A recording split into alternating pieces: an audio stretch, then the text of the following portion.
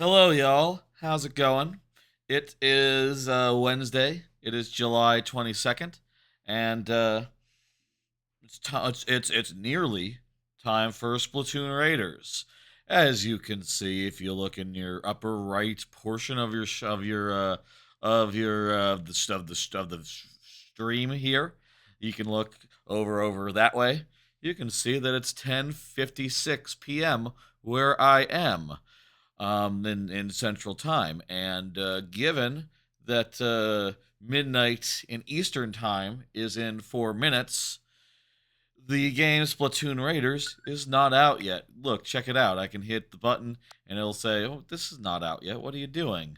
So we're here to play it for the first time, but I'm here to do the usual thing that I do, where I play a brand new game for a few hours and then play the rest of it on my own time. Um, I'm here to do that, and that starts in like 3 minutes, about 3.5 minutes probably at this point. How y'all doing? Are y'all ready for some Splatoon? Are you interested in some Splatoon? Do you like the previous Splatoon games? I will say, I do think the previous Splatoon games, which I do not know if I have installed at present, but I do think the previous two Splatoon games, Splatoon 3 and Splatoon 2, have been both really solid.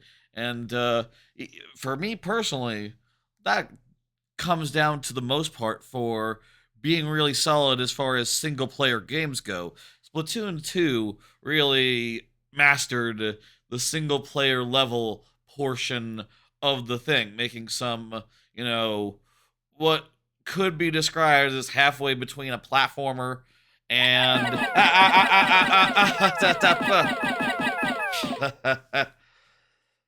Hey, Rawkpartee, how you doing? Thanks for throwing Pikmin at me. I would say that the Splatoon 2 really mastered making levels that were halfway between a platformer and a shooter, and Splatoon 3 had those levels and also a wider variety of different other levels that sort of ran the gambit from like little, you know, kill these guys really quickly. It's been a while since I played that. It had like a bunch of different little varieties of level, right?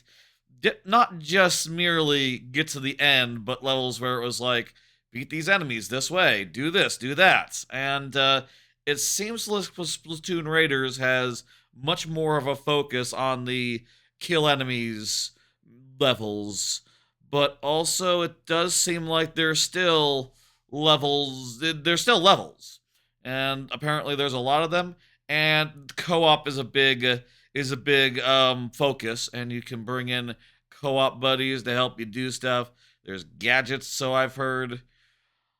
I'm curious how I'm going to feel about this, because I'll say I really have enjoyed every single Splatoon campaign, and then the DLCs have also been. Well, actually, I didn't play the Splatoon 3 had some DLC, right? I never heard anyone talking about that Splatoon DLC, and I didn't even know did it came out, right? Whatever the hell Splatoon 3 DLC was, or did that become Raiders? I'm not clear actually what happened with that. Hello, Retro Rebel. How you doing?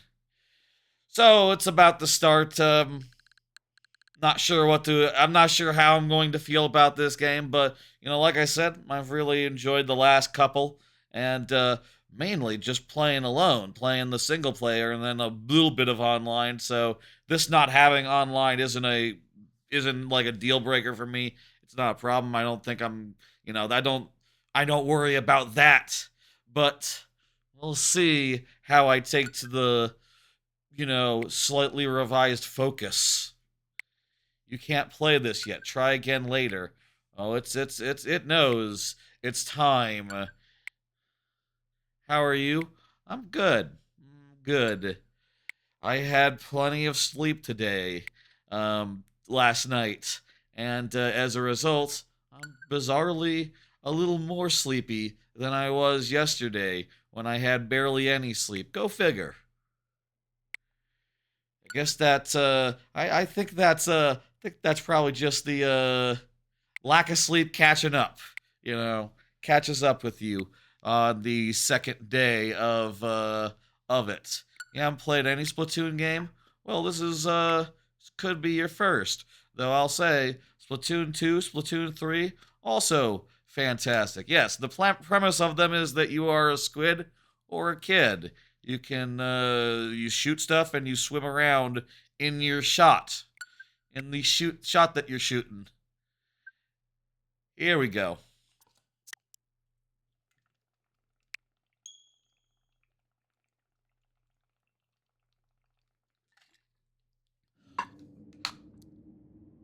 All right. Game's officially out. Here we go. It's starting up. What is this opening cutscene?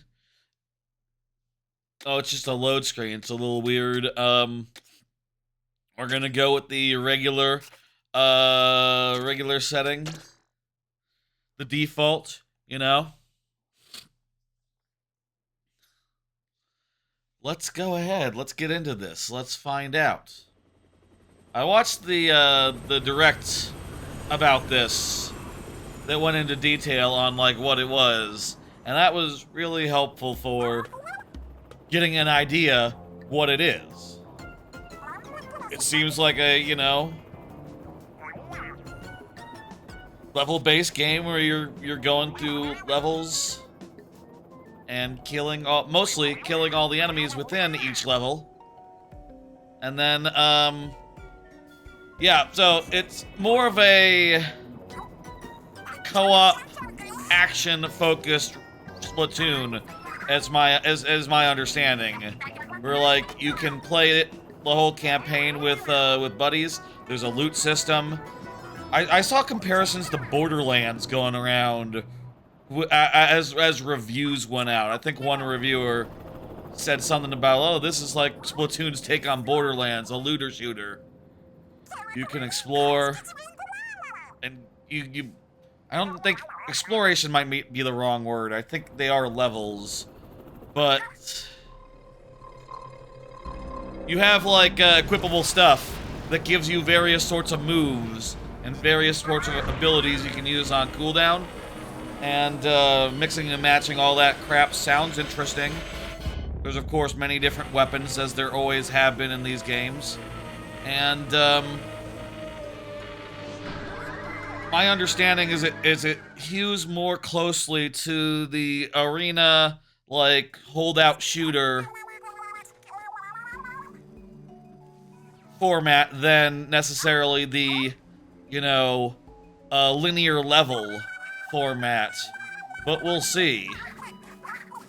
Yeah, there is a class. Yeah, there's a class system. There's 3 classes, and they each have different equipment. That is true. That is correct. I'm curious, but it's not like permanent class. It's more like a switch your tank, and the tank can have different sidearms on it. And you go on like, you know, you go on like raids, 2 levels, where the goal is to complete them. That's my understanding from the material I've seen. I am curious, like, how exactly the average level is, how many, like, traversal-based ones are there. The traversal is fun in these games, so it'd be nice if there was some. This is, this is a good look for a character.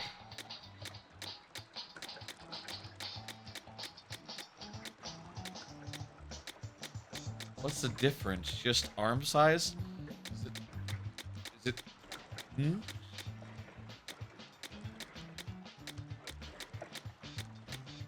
Maybe, yeah, there's different, eyebrows. Go with the thicker eyebrows, I guess. Don't do that! Oh, come on. I actually picked that because of the hair. Picked that because of the hair. That was the whole reason I picked that. Also, now you can tell. We'll go with a lady. whole reason I picked the squid was because of the hair. Let me see. Let's see the options on octopus. Like the buns. We got like dreadlocks. Kids not know about those cables? That's how TVs used to be plugged in. The yellow and the... Two of them. I forget which. I think it's the yellow and the red. Or the white and the red. Could be the yellow and the white. Two of them are left and right audio. And then the last one is image. AV cables, that's right. Kids today, they don't know about those. Why would they have any opportunity? Unless they're really into retro games and authentic retro games and got a CRT and all that. Has regular TV technology caught up to CRTs insofar as latency goes? That used to be a thing people talked about. Now I feel like no one talks about that anymore. No one talks about going out getting a CRT. Everyone's talking about getting retro handhelds and things of that nature. You think yellow was picture and white and red were audio? I could look at the GameCube. No, I can't. That's the other side of it. I could look at the retro tank. My retro tank has... Yeah, I think you're right. Yeah, white and red. I see a white and a red cable going into my retro tank, and it has a different sort of cable for the video going into it. So yeah, those would be the audio ones. Yeah, I like that. See the boy haircuts. They're all the same haircuts.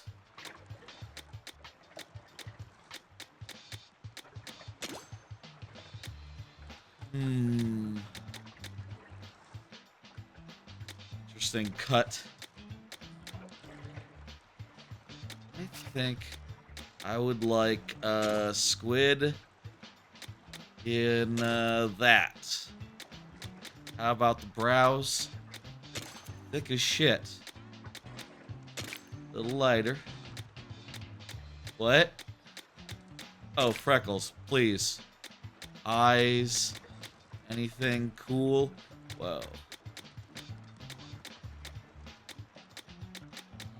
Let's go with something. We can't, go something, let's see. Purple's good.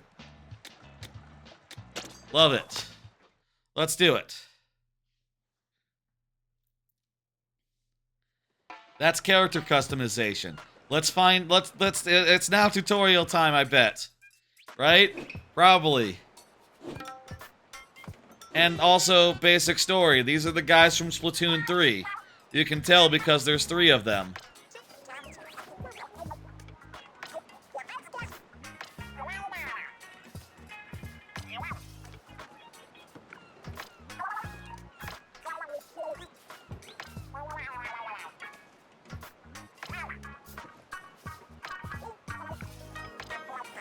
Okay, so they're saying that we've been here for a month, and they gotta start doing something. That's all they're saying. That's...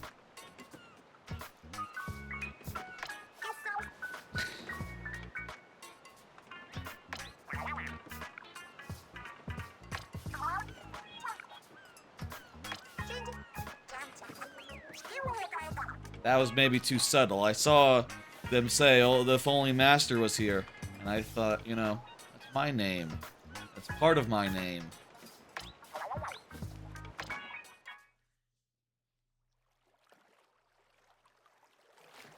Anyway. Let's see what's up with this. Let's go.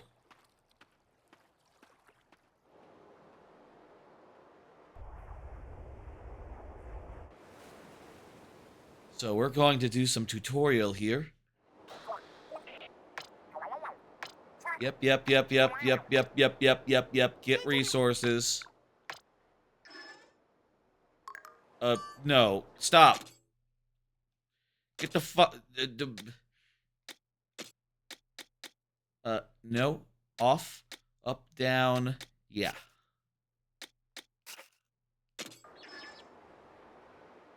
I do not like the motion controls much. I like the motion controls in, like, the Zelda games, where I like the motion controls in the Zelda games where you, have full use of stick, and then you can also, like, dial things in with the motion controls. But here, like, literally, if you have the motion controls on, you cannot look up and down without going like this. That's not what I want. That's too much. So yeah, like in previous games, you, swim through ink, shoot, and swim, basically. By, you know, seizing territory with your gun, you create areas that you can move fast through. And, you know, the previous games usually take real good advantage of that, often enough, to make for cool areas to traverse through. It's a good central mechanic that they get a lot of mileage out of. That's a nasty looking ink color. If you shoot other ink, it's good.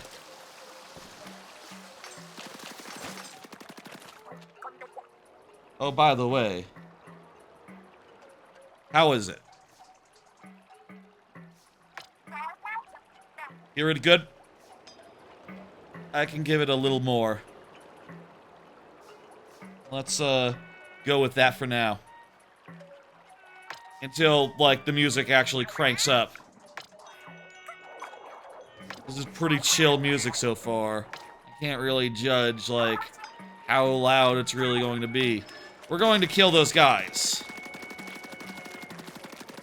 Basically.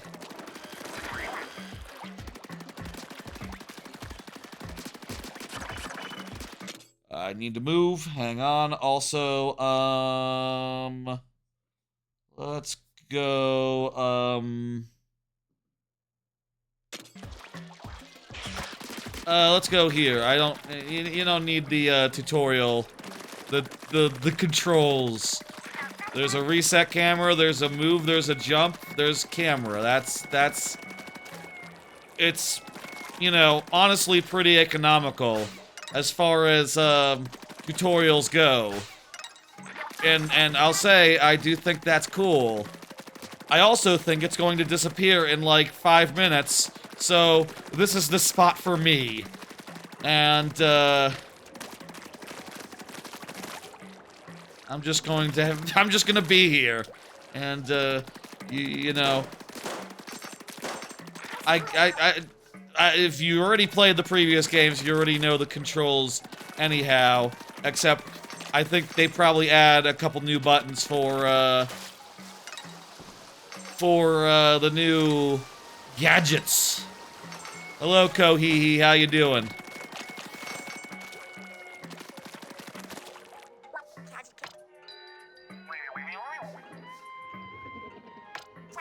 That guy looks really strong, so we gotta kill him.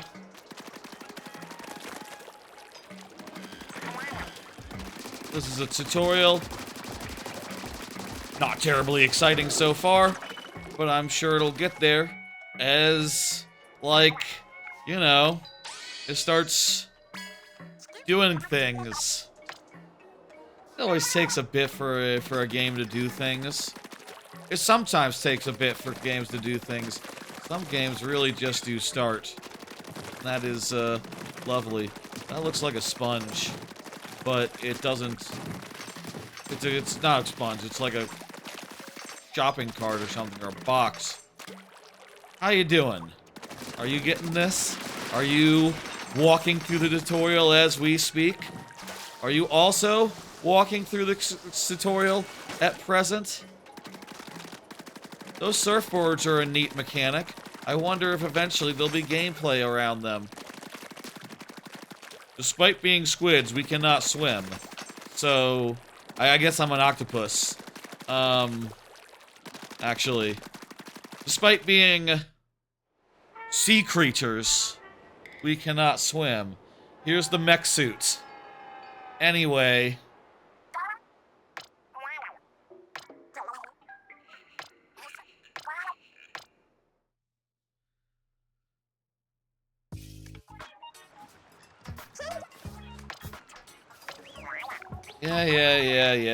Yeah.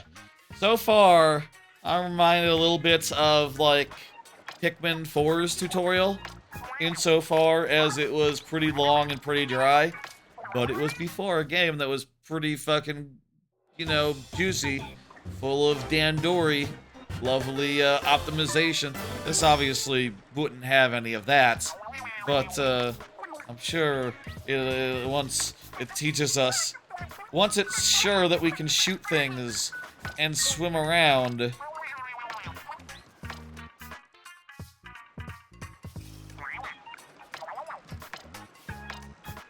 Now we're going to equip our weapon.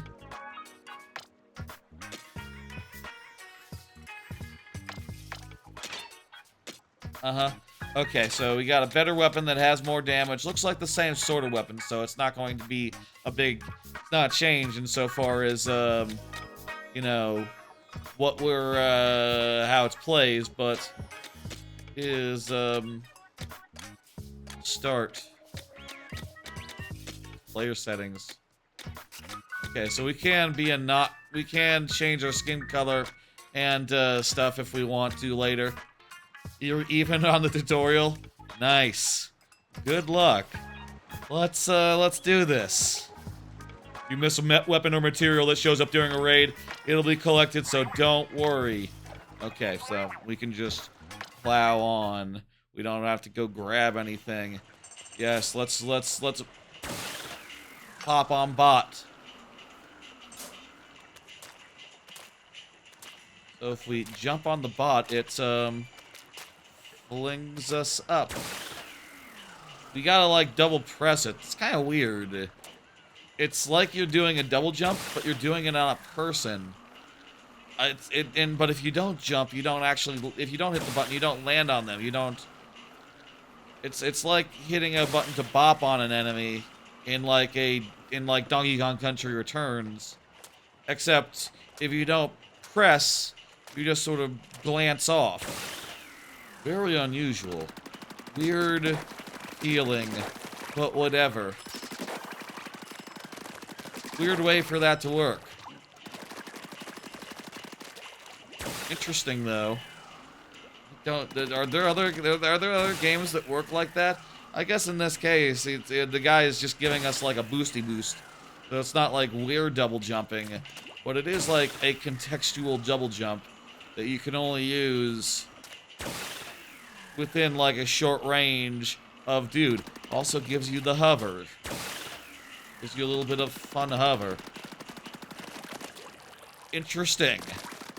Interesting. I wonder if that'll be useful as we play the game.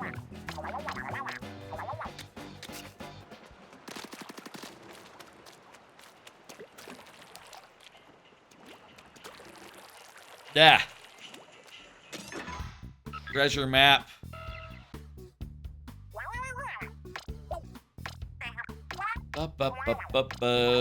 Bunch of new levels. You can select a new level. Let's go to the Peel Coast.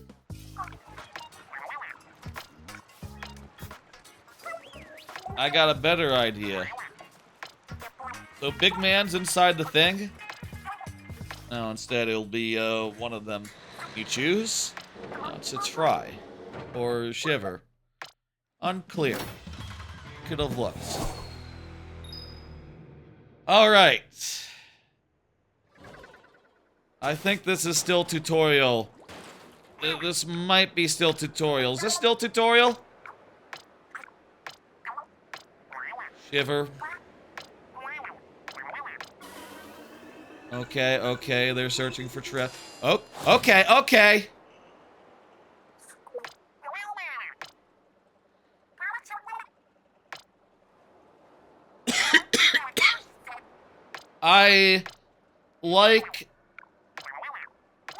I like what I'm seeing. So is the idea here that we can explore in multiple directions and you know, sort of make our way to those treasures. I wonder how, if this is non-linear. I see 4 things marked on my map. Part of me wonders if, like, oh, this is like a little bit of a, almost like an open world, but not really, you know, like an open level where I have my choice of where to go. And if so, that does excite me. That does make me go, oh, okay. So let's see what happens.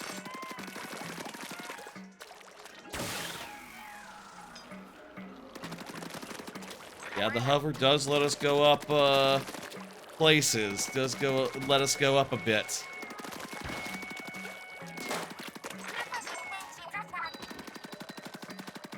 You can use... Yes, I can use the bot hop. Wish there was a way to cancel the bot hop. The bot hop, on account of the float, just has a lot of end lag. Kind of a weird, You want to be able to release the bot hop. I want to be able to release the bot hop.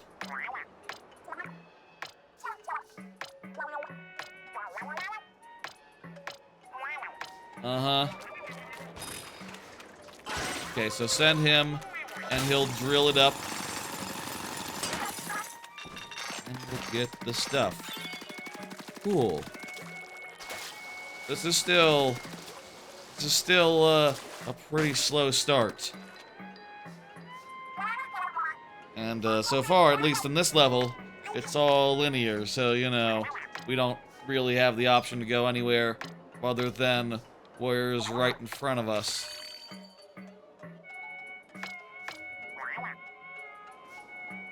The fire of, L and R firing. What? L and R firing. Okay. Those are the different buttons than I usually use to fire ink. Okay.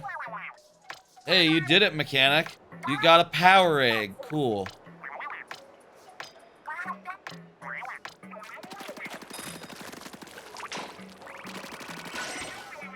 Go ahead and drill that, my guy. Then once you got it, the surfboard, go to the next area. Appears. Look at that, it's so shiny. Yes, okay, cool. A lot of text, a lot of dialogue. 1 second.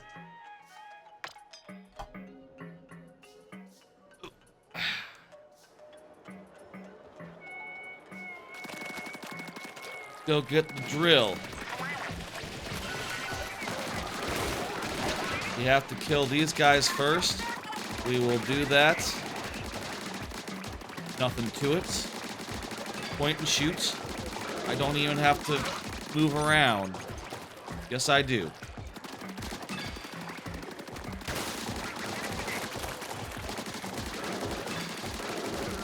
It's actually ideal to not let them catch up on you.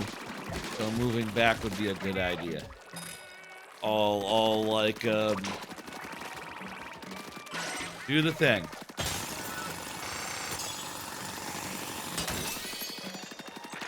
Nice in these games, you can collect things by shooting them. That's, plenty nice. We got treasure. I guess, was that the end of the level?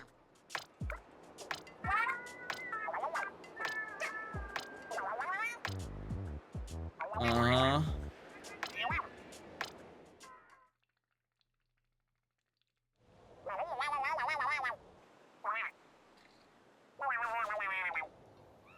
So Big Man was in the mech. Okay, that's fun.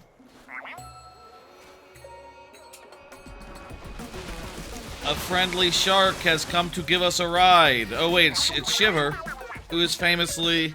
That's like her whole gimmick, is she's friends with sharks. I guess Fry also has like a camaraderie with eels. I was like, there. I remember in the last game they had boss fights to that effect. We forgot we can't swim. No. You're like two of the only characters that exist in the game. Why would I be surprised to see you? I don't know any other people.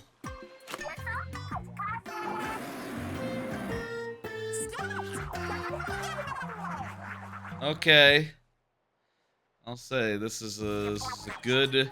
It's a fair explanation of everything, but like, I don't know. I feel like you mentioned earlier Pikmin 4, which is just like, okay, yeah, I know that you have to get through the whole tutorial and all that.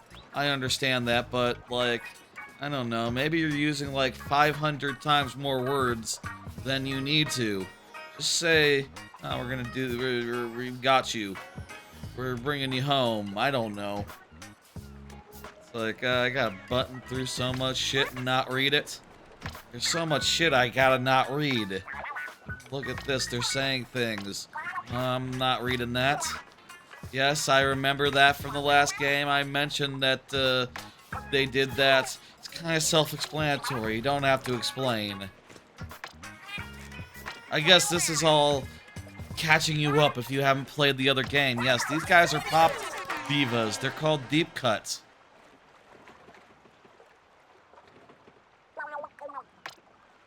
They haven't mentioned this in a whole month of being on the island with them.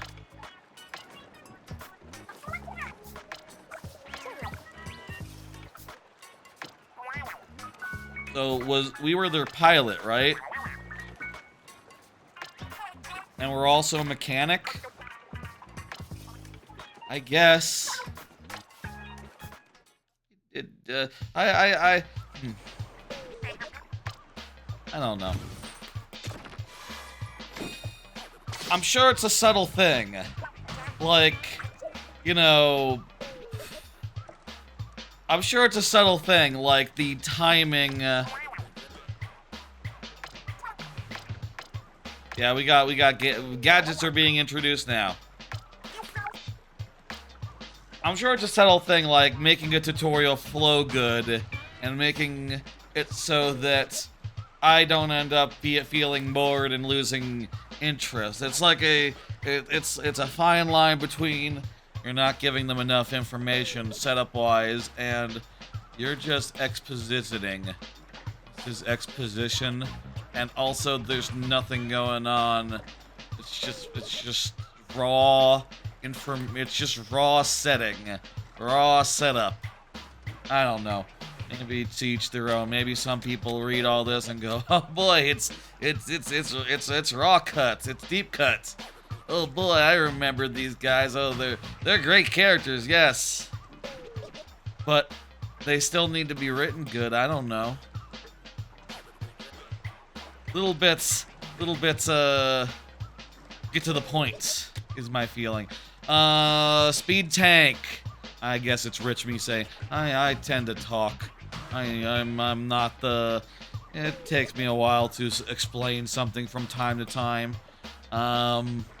Whatever. Okay, so equip gadgets that let you move quickly, makes you go fast. Powers like you're overpowering. It's like your power is like.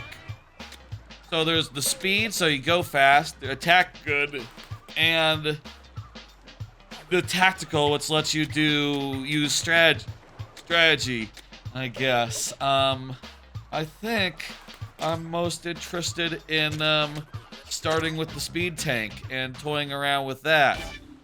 Big jump sounds fun, and that's basically what that is.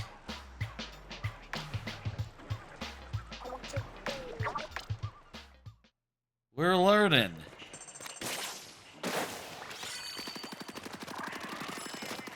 So every 10 seconds we can do a big jump, basically.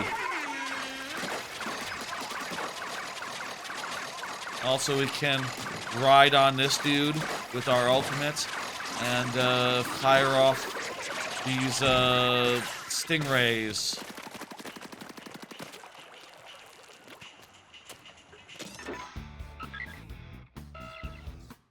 Okay.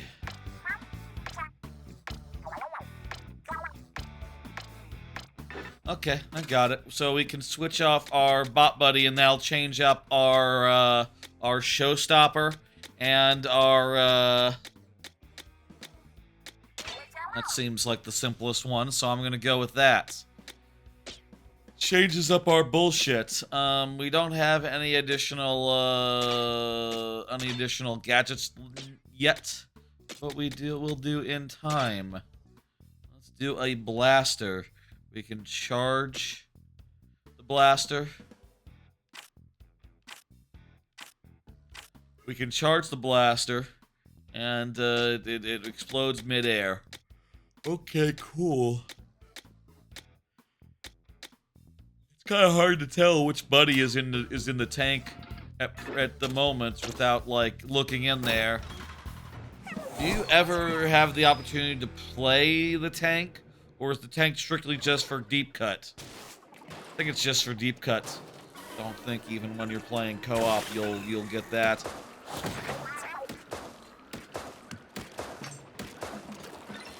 Okay, let's go. Let's do it.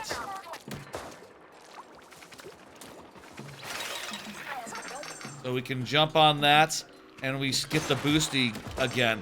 Again with the low gravity double jump. It seems to really like that low gravity double jump. It's kind of, not my favorite on account of you can't. There must, you think there's a way to cancel it? Maybe there's a way to cancel it.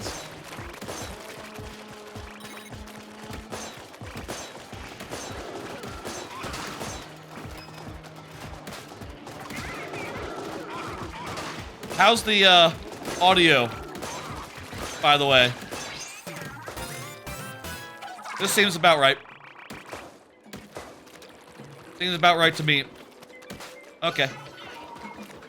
Drill that thing. And then, we'll run forward and shoot more enemies. Seriously. Drill the thing.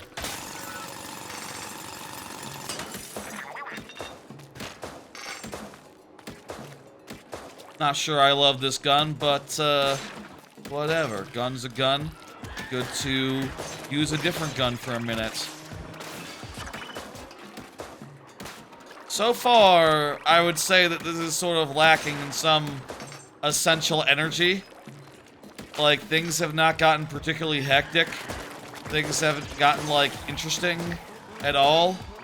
Are we still in tutorial? I think we might be, but it is starting to also just feel like maybe this is just, these are just the levels, and it's, the game might have started by now. Maybe there'll be some sort of clear indication, like, oh, now you can go, you know, call up a co-op buddy, or otherwise, you know, team up with a friend. Right now, I don't think, like, the multiplayer stuff is unlocked, and I bet that's like, that's like, why are you like that? Just do it. Seriously, it seems like, our bot friend is a little unresponsive at times.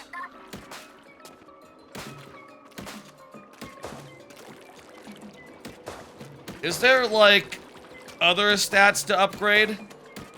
Like, it does seem like you walk pretty slowly.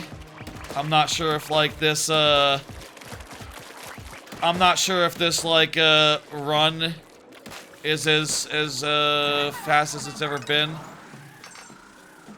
Oh boy, more of the hover. Wow, this game really loves hovering. Really loves this hover.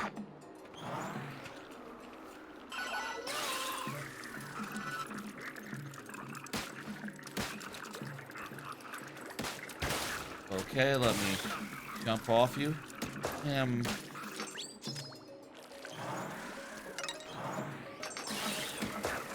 Oh, you think?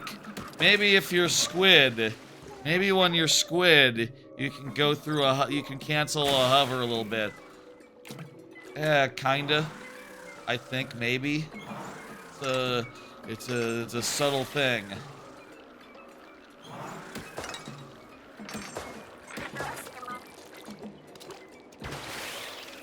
I mean, I'll say I guess this hover really does help you get above the battlefield and get a good view for using your abilities.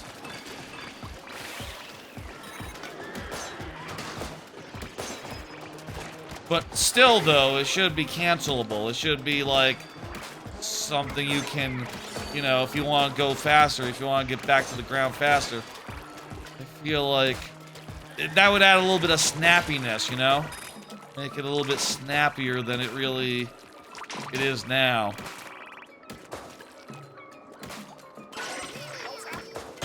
Drill that thing for me.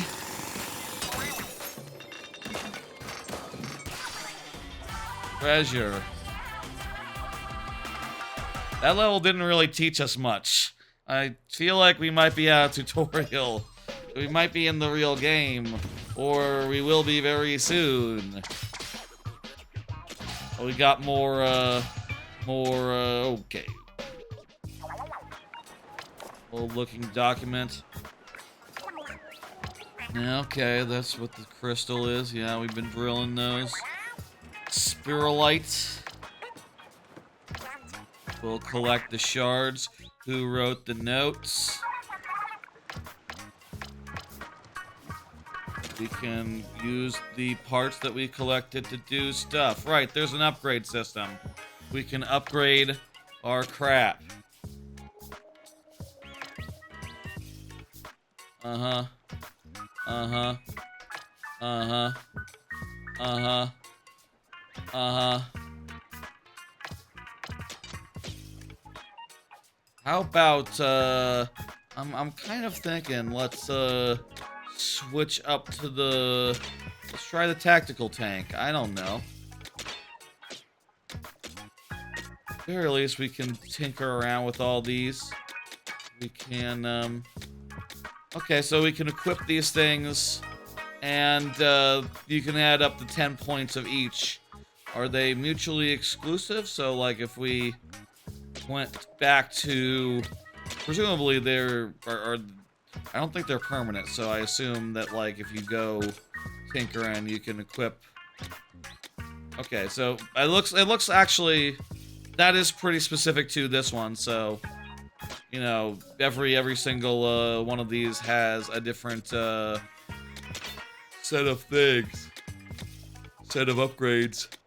I didn't really like that, so let's go back to the Squisher Jr. Yep, gadgets get stronger when you equip stuff. That is correct. Get a turret. That's nice.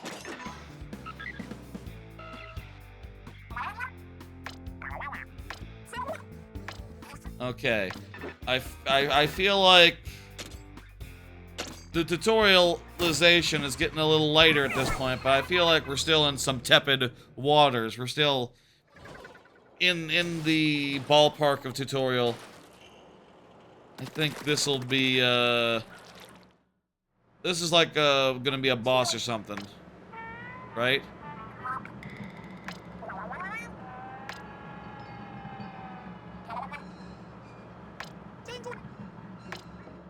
That is funny mist. Treasures underground. What is with the mist? Is it good mist?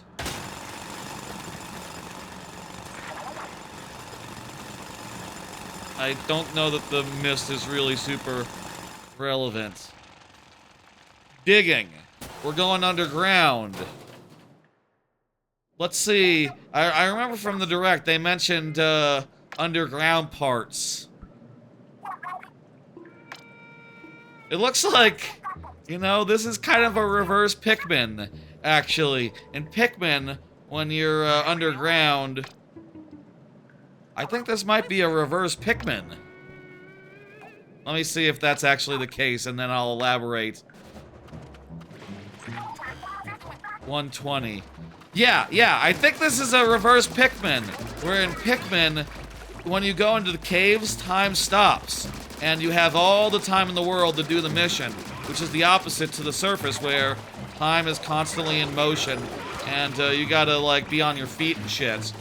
This is the opposite, whereas outside, it don't matter how long things take, but in here, you have a time limit, so... Yeah, it's kind of like reverse Pikmin. What the fuck? Ooh, we got a brush. I think brushes are probably the most fun of the Splatoon weapons. It's just a melee weapon. It's good. Except it's different in a couple key ways. Good type of weapon.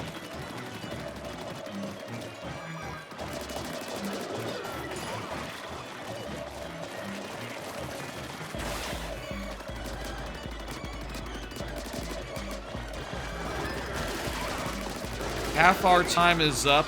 We've gotten over half the resource. Another thing that's different from this for Pikmin, it's not like a big space to explore. You just kill a bunch of guys. That's, I guess pretty, you know, a lot of this game, from what I've heard, seems to be, like, inspired by the Salmon Run stuff. And that is the nature of Salmon Run. Do people like Salmon Run more than, like, the original campaigns of these games? Is that a thing people feel? We beat the first level, and now we go to the second level. Are all these going to be just, like, here's some guys to fight on every level? Sort of like an arcadey Pikmin cave.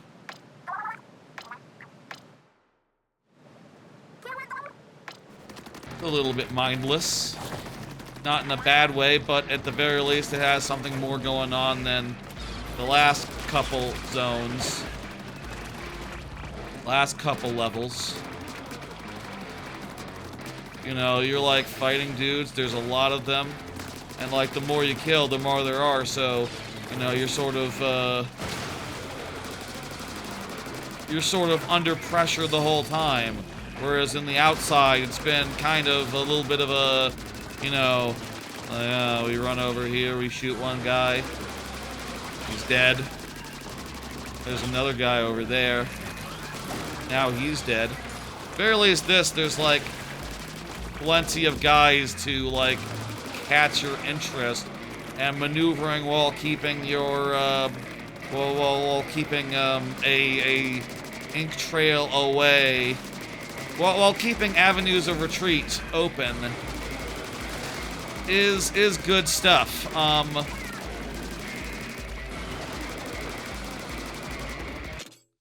Hang on a second. How's the audio now? Still sounds fine.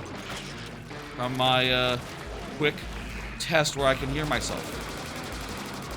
I hear myself fine. There we go. That's the cave. It's all done. Cool. That's the first cave. We've learned now how caves work. Okay, so I think cave levels are your more Salmon Run-esque levels. Except they move faster and they go from one level to the next. It's not quite like Salmon Run where it's like, stay in the same location for an hour. Instead, every, like, you know, 2 minutes, you will go to a new level and, you know, face a different variety of enemies, I guess. If that all makes sense. What we got? What's the treasure? Also, this is like Pikmin insofar as we get treasure from the places we go, and they're worth a certain amount of Pokos. Also, some treasures give you abilities like mid-air jump. That's cool. I like the sound of a mid-air jump.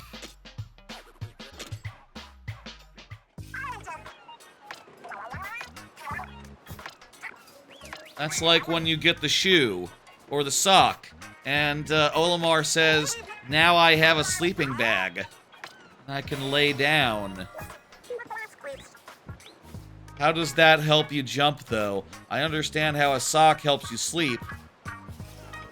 Olimar is very small, important to know.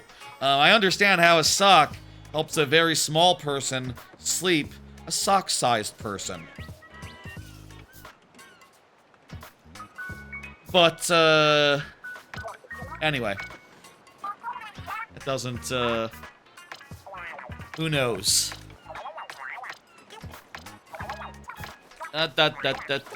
Okay, yes.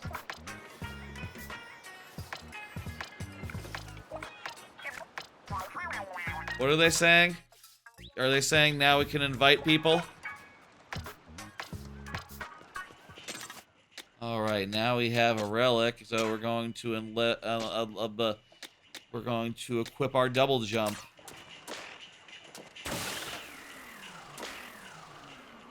Double jump does not let us cancel the thing. Does squidding?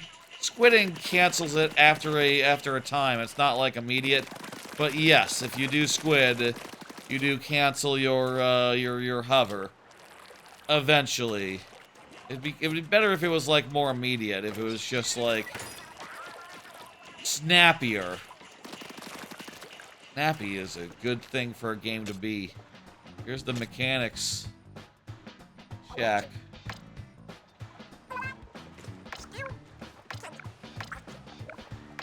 We're building our hideouts. I got it. I can get upgrades. I can upgrade tanks. Test range. I don't think I have enough for all of these, but I can't get a better tank.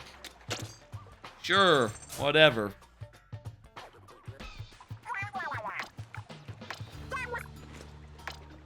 They're going to make my table better. Thank you, Deep Cuts.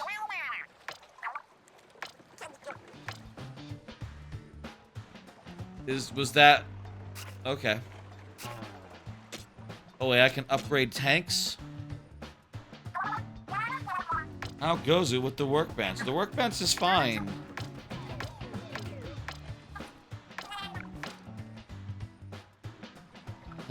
Need skill. I got 1 skill already, so I can't do dick. Okay, we're done here then. Cool. I think I would like to try... The turret didn't feel very impactful to me. Didn't feel terribly impactful, so I'm going to do the tank surge. I'm feeling good about this one. About like, this is just a big power attack, is my understanding. That sounds good. Here, Fry, you can go now. I know I didn't try out what's-her-name's super move, Shiver's super move, but, whatever.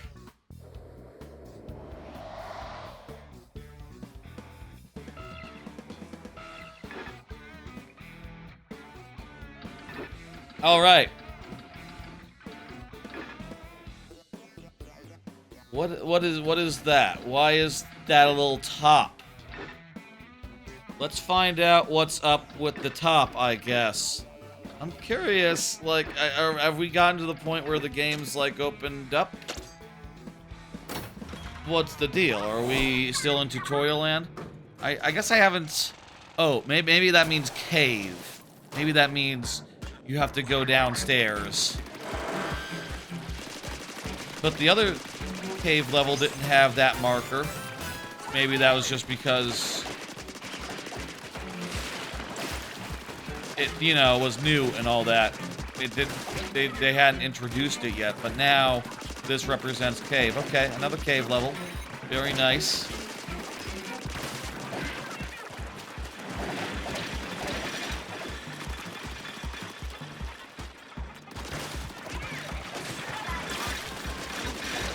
Gadgets are real good for dealing with the big groups of guys.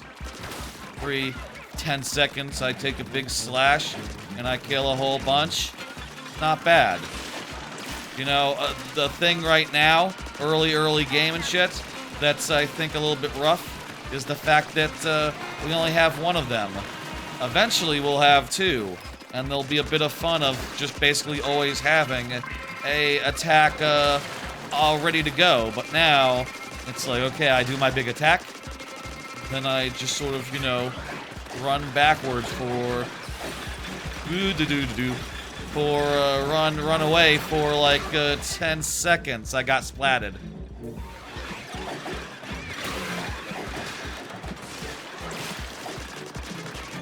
kind of a lot of fucking guys here.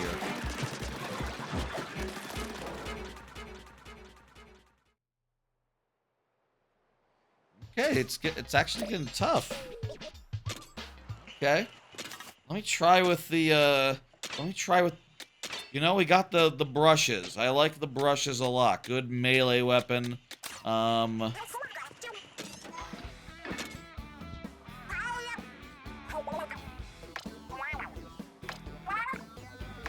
You know what? I think let's try out Call for Help.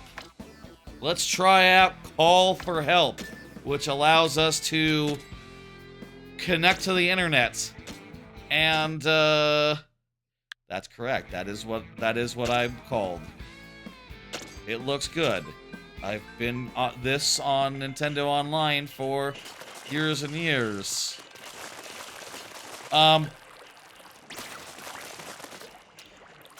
Someone with level 31. How the... Must be from another region. Must be from another region, right? That seems pretty high for, like, hour 1. But what do I know? So we're trying out Call for Help, and now we have a crew of 3 Splatooners. Do we know their classes? What kind of weapons they have? I see that, is that somewhere on the UI? I wonder. Definitely helps to have co-op buddies. I feel like this game, you know, this game is built around co-op, I think, is a reality of it. Maybe if you're going to play it alone, be ready to go into some of these levels here, these caves, and be like, oh, what the fuck, I'm dead. At which point, yeah, maybe just connect to the online and then just get some, you know, random dudes to come along, and then you'll be good. It'll be fine, you know? You'll all be attacking, and, eventually, it'll be, over.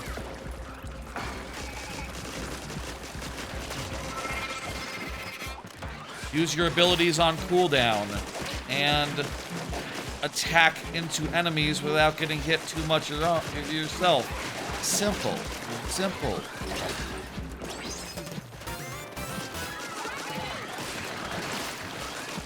That big attack does work. Wow, even with a level 31 guy, the raid failed? Well, maybe it adjusts based on, your, based on how good you do. Or how many people you have, in your group.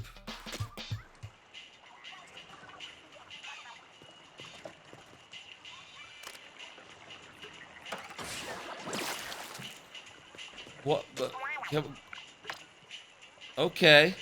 Well, by the nature of this, we can't call for help again. Can we call for help again? I thought it said that we couldn't call for help again, but maybe what it meant is if you're successful, you can't call for help again. I mean, I think that would make sense if, like, that were the case.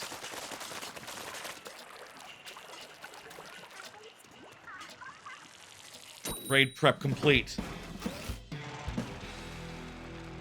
I like brushes. I'm gonna stick with the brush.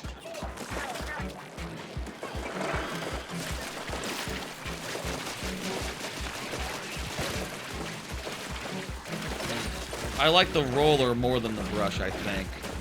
Oh, it's been a while. Yeah, the roller is more like the shotgun of the brush. And also just is very powerful used in its rolling configuration. I like that a bunch. Oopsie daisy.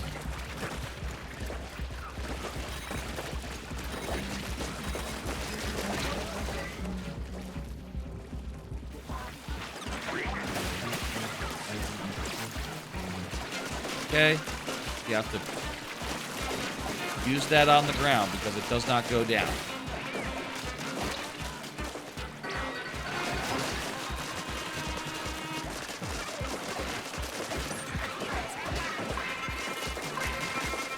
This level is basically...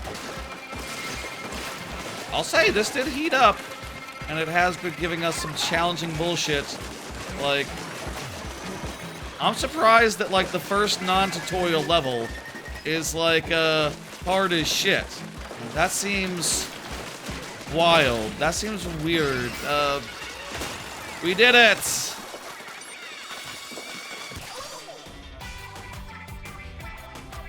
I just sort of attacked randomly and eventually it worked out. I guess that's how games like this work, isn't it? I don't know. I would think there's eventually some sort of strategy, some sort of teamwork. But maybe it's just you attack into the enemies and then eventually you kill enough of them. And you know, everyone has a good loadout that lends itself to that. Oh, I can change my style. Oh, that's a better style. Yeah, I'll go with that. And, Shiver, you're in. Sticking with that. And, what is that on my radar? There's something... Oh, that's just showing me where I'll, do my slash. Okay. The slash in the direction of looking.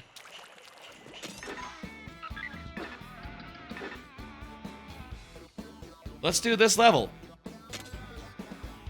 Do a regular-ass raid. I wonder if those levels are very Salmon Run-like. Are all the levels Salmon Run-like, or is things that aren't Salmon Run, the things that are more outside, or more traditional Splatoon style, where you have a mission objective and you follow it around? So far, there haven't been, like, you know, these levels have been somewhat uninspired as far as, like, level design goes. I mean, look around. This is just a big flat nothing. Like, these islands are... There's nothing to them. There's no... Barely any changes in elevation, no cover, nothing really to, like, traverse, other than nearly flat land. I am interested in, like, okay, when is this heating up? Does this part get more involved, or is the combat, like, 90% of what this game wants you to do?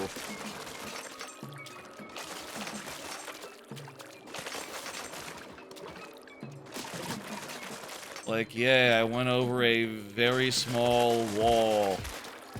Now I'm jumping over. It's a cool lighthouse-style enemy. This is a cool enemy to shoot.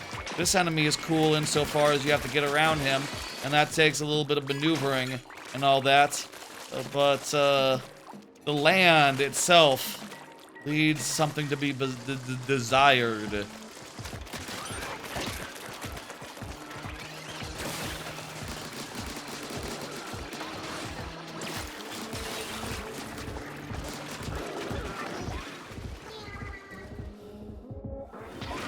Also, you know, I guess if this ever is going to be like platforming style type levels, it is kind of weird that you have lives and you just respawn where you left off, you know?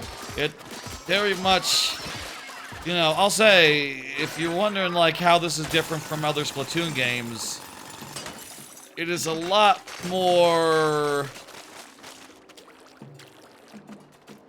The levels are a lot less level-like and a lot more, you know, salmonid stage-like. You don't...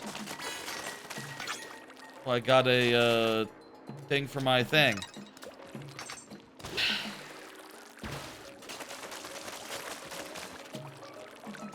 You don't even get punished for dying, really. Not so much, because you're allowed to die a couple times in a salmon run. That's just going to happen. They're tough enemies, and, you know, you're gonna die, and that's gonna be one of your couple of tries, but, you know, the fight goes on. You don't restart.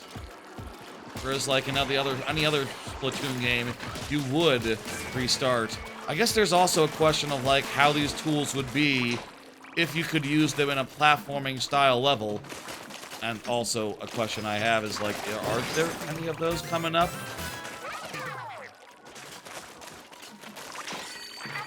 Like if you had this dash and you needed to get across a, you know, a big pit, a big gap, this dash would be like extremely powerful in a non-combat level.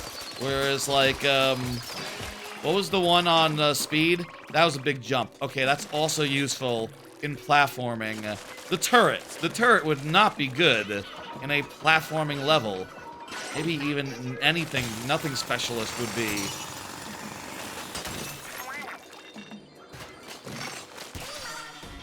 Treasure.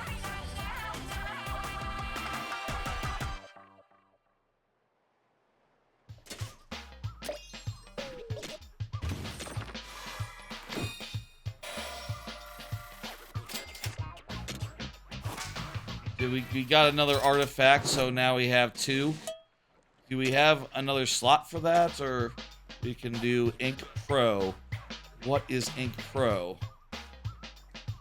Ink is reduced by 10% while using a weapon. The area at your feet is inked a little bit. That sounds pretty good. Wait, why is my double jump wasn't equipped? Confused about that, but whatever. I can get more of this crap. Just fill it up. I really don't care. Vertical slash.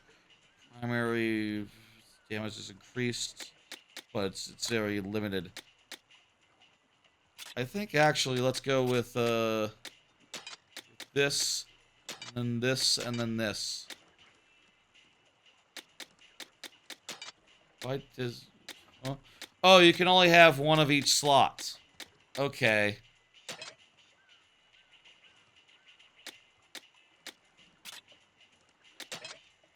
Okay, so let's,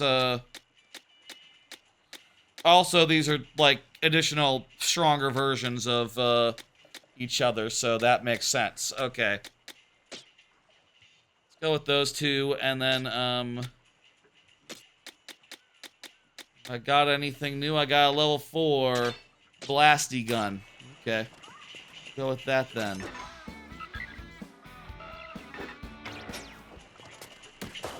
So far, this has been... I guess it is what they said, you know? It's a game with much more of a focus on, you know, raid-type stuff. But... And you know, I guess also the obvious thing is that a platformer level really doesn't work quite as well tutorial-wise or, like, co-op-wise. I mean, you know that just from, you know, other... There's... I'm trying to think. Is there a co-op platformer? Has there ever been a co-op platformer that's good? There's been mods for games that allow you to do co-op. Like, there's, you know, Mario 64 Co-op Deluxe, you know, which is honestly pretty cool, but, like, you know, it's pretty cool. I'll say that much. I don't even know I need to qualify it or nothing. It's a cool thing. But, like, now that I say that, I can't think of, like, a actual 3D platformer that has actual compelling co-op. And like the ones that do, the co-op modes I can think of now that I'm actually remembering them is like, oh yeah, you play as Pauline and you can say ah, and you can make like material explosions wherever you want. It's like, okay, so you're the stars, you're the Wiimotes, you're firing star bits basically. You're the cap, you're the hat. I jump off you, you know. Mind you, that co-op mode in Odyssey is pretty useful apparently in speedruns, and also it's good for volleyball as well. Volleyball. But you know, it's not exactly a It's not exactly a real deal co-op mode. Just, I guess, you know, enemies need to know where to run. If there's moving platforms and they start moving and they leave someone behind, how do you do that? Did Kirby...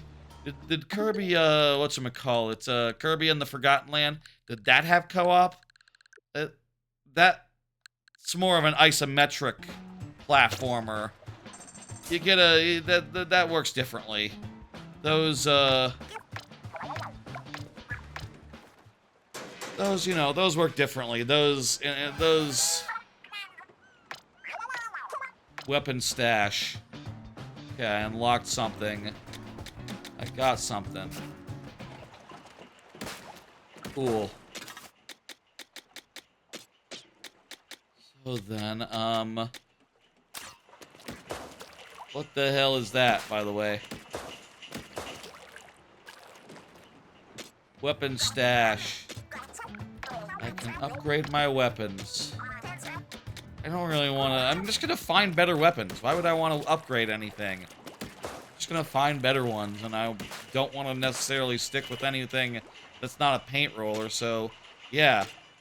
Oh, hey. There is... Online play is totally active. I can totally do, online.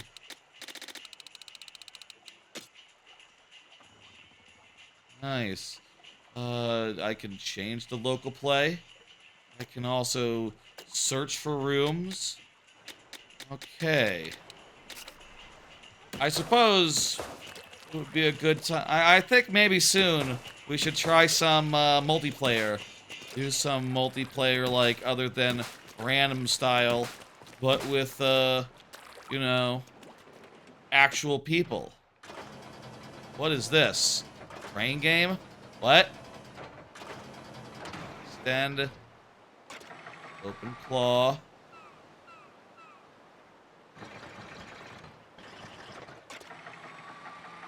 Okay.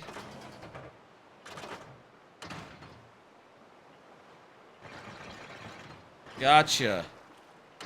I didn't get it. Okay.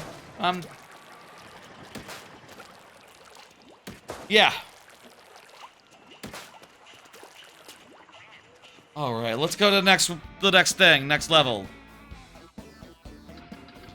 So, this is looks like a deposit. I guess is what I would describe that as. What does that icon mean? What do any of these icons mean? What does this indicate? Hey, Rock, you still going? You still, where are you at? Are you ahead? Want to join up? I'd be down for that. Soonish. I think that'd be cool. I think this level... The huge crystal. And, you're in the tutorial still? Do you think this is tutorial? Is this still tutorial? I'm not sure if this is still tutorial. I feel like we might have passed out of tutorial by this point. But I am really not sure. This is a new mechanic. This is a new thing. I don't know what I'm supposed to do with the crystal. I thought I was trying that, but dude would not do it. Oh, maybe it's like, this is like the night mode where... In Pikmin 4. Man, that's a bad comparison. It doesn't... Like in the night where there's like a big onion and you sort of like automatically bringing all your other stuff back to the... That's not how it works. There's like several different...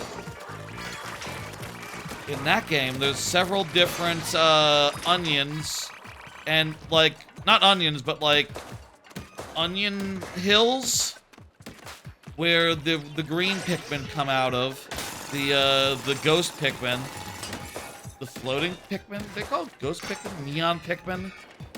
Forget what those dudes are called, but those ephemeral fuckers, and you have to like. Reclaim the mounds. It's been a while since I did that mode. This is different. This is an open level where every mound is protected by a big group of dudes, and we have to free up enough mounds such that we can meet a quota. And we have all the time in the world, so we can just do whatever we want.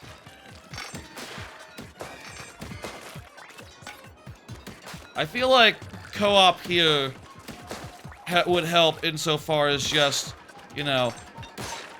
Well, honestly, this is a level... This level is kind of a lot of what I've been wanting. I'm jumping over stuff. I'm traversing a good deal.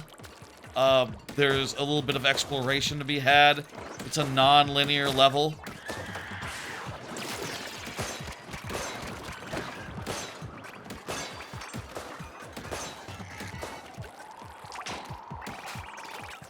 I think maybe this is a good direction.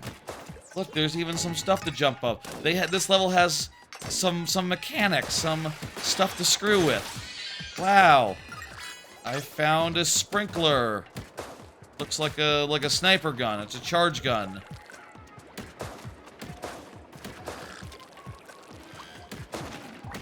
There are guys in the world to shoot and kill.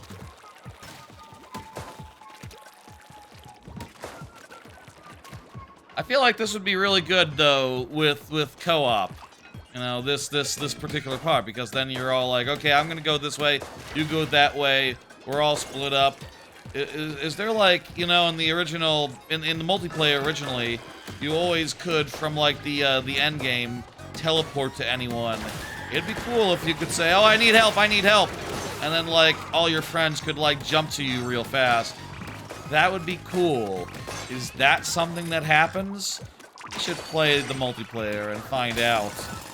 You know, I would say so far this game seems a fair bit dry. But, you know, hey, a lot of games are more fun when you play them co-op. In fact, pretty much any game is. Rare. Well, I say it's rare, actually, no. There's actually a very specific example of a game genre that's not less fun. Co-op.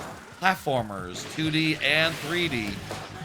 They're not really designed for it, but, you know, even a mediocre co-op game can be fun with the right group, with the right folk, and with some, you know, if you're not so focused on the game and more just saying, hey, what's up, how you doing? You know?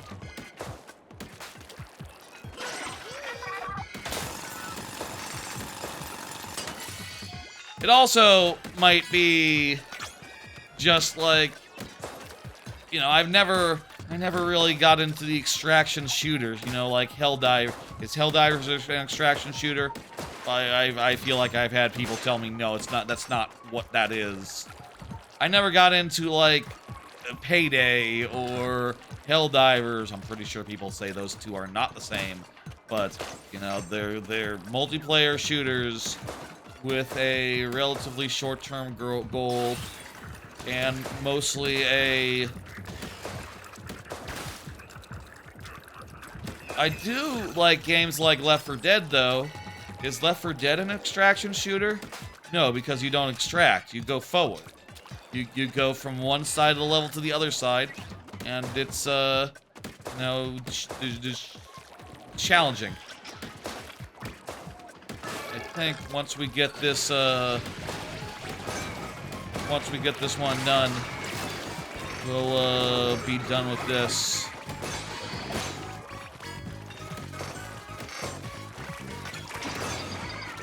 I guess in this one the goal doesn't have anything to do with the resource we're mining. It's all just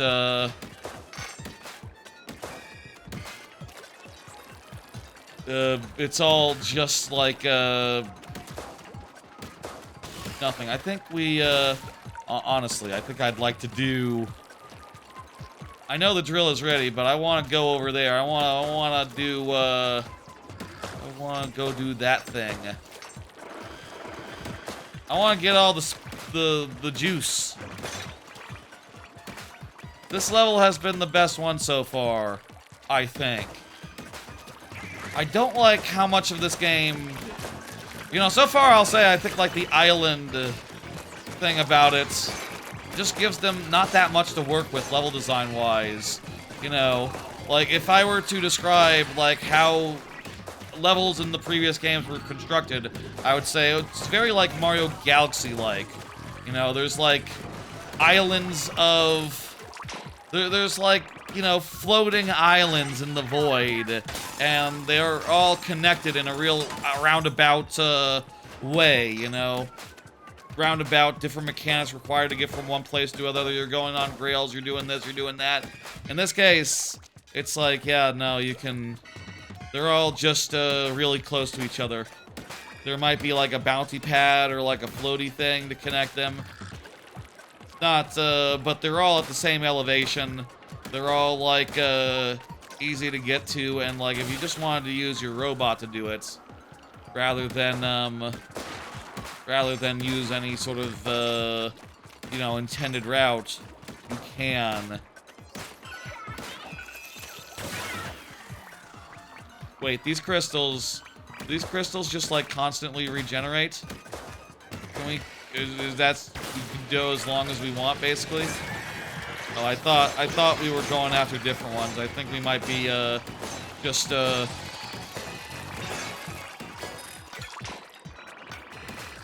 we're getting more yield, I guess. I don't know.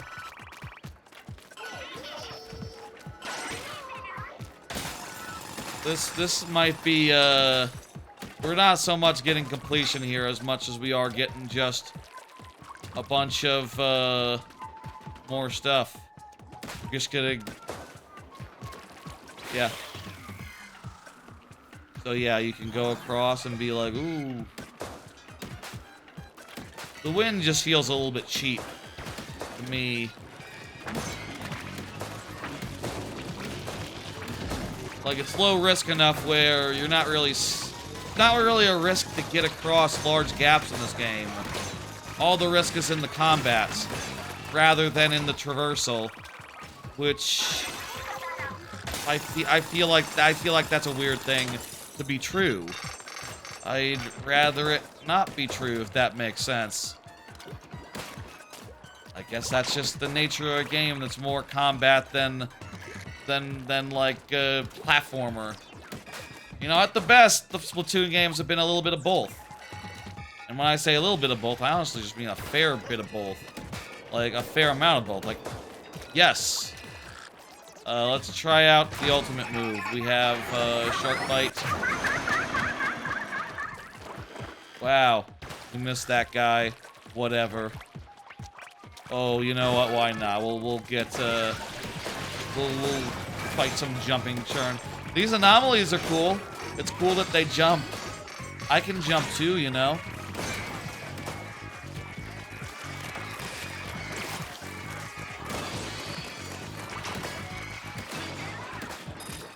We're almost to the maximum here, and you know what? Let's just get it. Let's just do it. Seems like we're getting more loot as well. I feel like, you know, comparisons to Borderlands. Borderlands is like more. I mean, I will say I didn't do that much of Borderlands 3, and the last time I really got deep into Borderlands, it was Borderlands 2, which is, of course, famously the best Borderlands. Do people like Borderlands 3 and 4? I don't think they do. I don't think that's, I think I think it would be generally agreed upon that that series, peaked a long time ago. But, like, those games are based around, like... I guess they are based on more like running from cover to cover.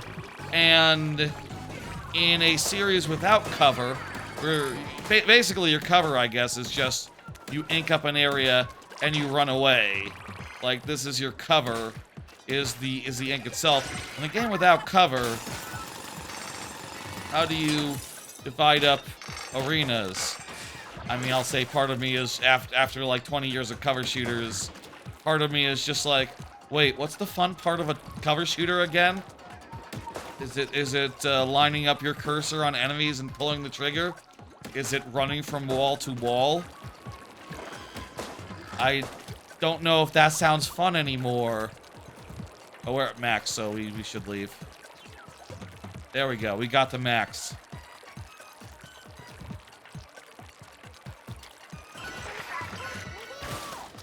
I don't know. Maybe some people are less exhausted by certain elements of games and less prone to just go like, okay, where's the new part, though? Where's the part that makes me excited? You know? Where's the part that floats my goat? Got a bunch of new stuff. That's a lot of stuff, honestly. Okay, let's switch to a level 5 sniper rifle. We got this for the first time.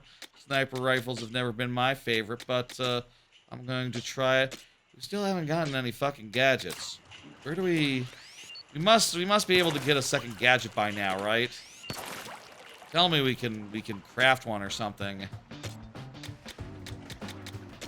Oh, okay. We now have the materials we need for it. So yeah, we can get the gadget construction. And now we can get new gadgets.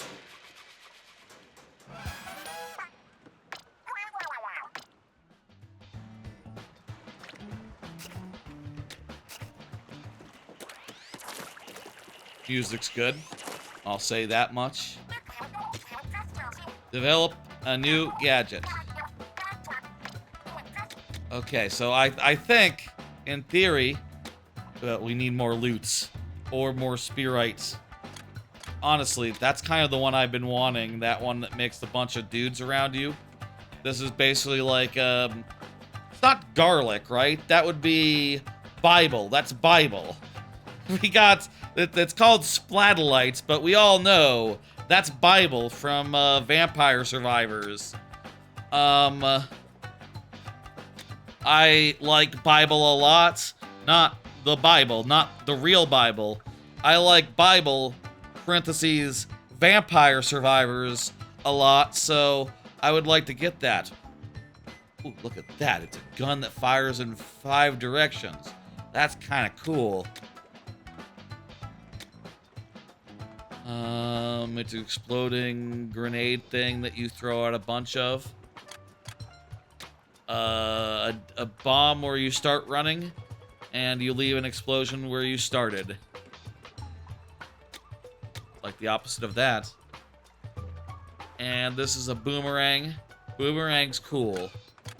I can't afford anything yet, but I'm very close to the one that I actually want, so we'll get that soon, as soon as we have a little bit more splat. Maybe we should have mined for a little bit longer.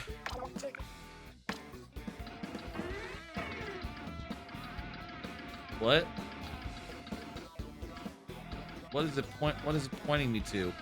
What do you mean? Oh, I found an extra level? Wait, what the hell is that? This is interesting. Okay. You know what I'll say? I feel like we're still more in tutorial than anything else. But specifically, we're learning about new different types of levels that, presumably, as this goes on, the game will alternate between. You know, eventually it'll get to the point where it doesn't have any new levels to give us, any new types of levels. Let's see what this one is, particularly. This is some sort of... It looks like it's showing all 3 of the different kinds of tanks. What does that mean? What is this type of level? It's a digging level. Why did it have... This looks pretty normal. I don't know why it had the 3 different, Why did it have that icon? Do the icons mean anything? Maybe the icons don't mean anything. And I'm giving this game a lot of credit to assume, like, Oh, I see a new icon. That must have some significance. Maybe it's like the reward or something. Like, if we do really well on this, we'll get something class-related. New tanks. I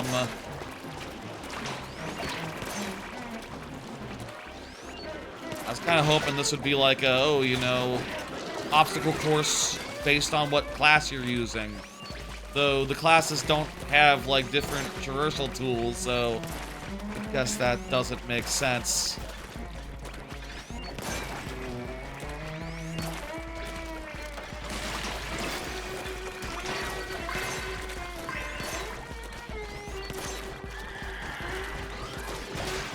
Never been a big fan of the sniper rifle, so, excuse me if, this doesn't go well. This is going okay. Come on, come on, come on. No, we're nowhere close. Let's try calling in help again. Uh-huh.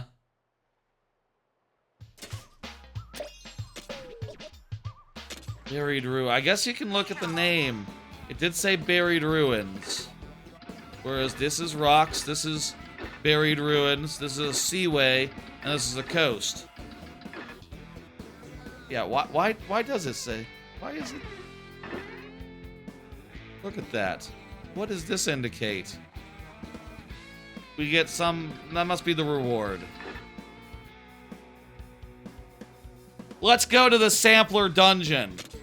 I'm not feeling like that other raid. Wait, though. Hang on. Get out, get out. Actually, though.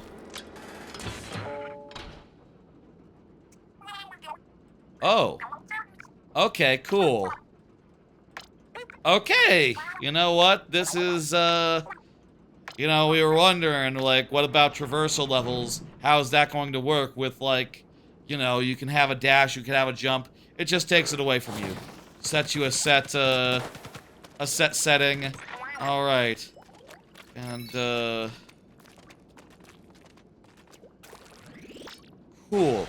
This, I hope there's more levels like this, because this is, what I think of when I think of Splatoon campaigns. You know, a very carefully constructed thing. You know, I liked... Here's something I liked in the Splatoon games, okay? In Splatoon 1, you could replay any level with any... Wait, was that Splatoon 1 or... In one of the earlier Splatoon games, you could replay any level with any gear that you unlocked. And basically that meant that every level had to be beatable, designed around any gear, potentially, because you had it as an objective to beat them as such. Meanwhile, in Splatoon, in a later Splatoon game, every level just had like 3 weapons. I think that was between 1 and 2. Might have been between 1 and 3. Like in this case, where with the turret, I can flank these guys by myself. Smart, good design, and a good demonstration of like a level designed around a specific ability. It was really cool, and allowed them to design levels around the specific abilities that you could get. Meanwhile, this game, 90% seems to be levels that you could do with anything, and that means that a lot of them are very homogeneous so far. I hope there's a lot of levels like these, because these are the ones I think I like the most. And I think, you know, the steps the series have taken in so far as having more levels like these have been good steps, have been the steps. This game basically a big backstep? No, it's a step in a different direction towards the Salmonid run as made mode, which probably makes sense if you look at popularity and the fact that people play Salmonid run like indefinitely, some of them maybe, probably, whereas like you know, no one plays the campaigns indefinitely. That's not how it works. I mean, I think that's just part and parcel with campaigns. You don't do campaigns a million times. You do it once, you say, oh, I had a good time, that was fun, and then you're done. That's just how single-player games work. Not weird or unusual, but it does mean that other modes ends up getting a disproportional popularity, disproportional play time. I don't know. Can't say that this is what I wanted. I mean, I can't say this is actually what I wanted. Look, there's terrain. We're going up and down. All we're not at the same, you know, elevation at all times. We're jumping from platform to platform. This is exactly the sort of level that I've been craving for like an hour.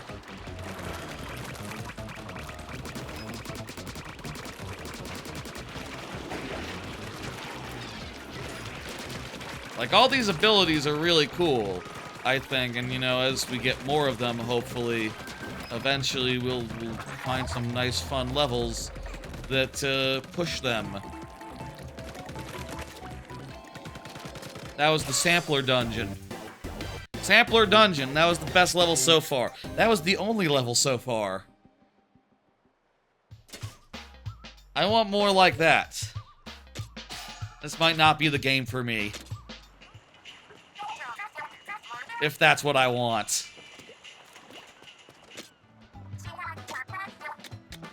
Oh, cool. I don't get any Spearite for doing the levels that I like to do. That's great. I don't even know what I got.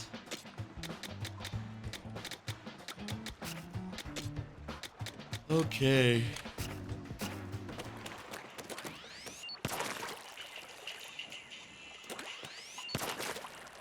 That was a great level. I think that's sort of what I was hoping for in greater amount. I was hoping for, like, you know, enemy-based level, more traversal-based. But I'm guessing that those levels are just very unfriendly to co-op style. Can we even co-op those? If you go on them, does it say, like, oh, you can't, does it even let you co-op them? It's also nice because not a big fan of the charge gun, and actually I've been wanting to change it to a different thing.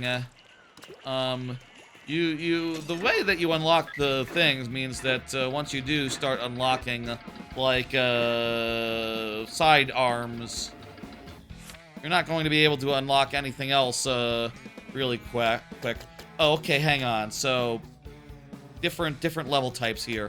I guess, hey, we're still definitely learning level type by level type. Explore the islands and hunt for relics. Mine the huge crystal. Hunt for spiralites in salmon dens. Battle tough enemies in buried ruins where 3 relics await. Acquired skill tomes in the sampler dungeon. And relive memories of past adventures. What? What does that mean? Why is that a separate tab? Why does it have... Oh, it does have different, I guess this is basically saying in so many words, yeah, ERP is tutorial land. ERP confirmed for tutorial. Okay. Confirmed for tutorial. Based on the way that it is structured. Let's call for help again on this challenge thing where there's 3 tomes to unlock. The tome hole. Let's call it a tome hole. I don't know. Let's call for help on the tome hole, and we'll get some folks to help us out, and we'll get through. We had some trouble with our first attempt. Didn't go the distance. Seems to me like these are tuned where if you just want to go it alone, you're not going. You might not be able to because, yeah. Also, wait, why is it called the Razor Clam and Mahi Mahi? Are these? You think these are people? Are these actual people, or do you think that it's serving up bots when it can't find people? I wonder.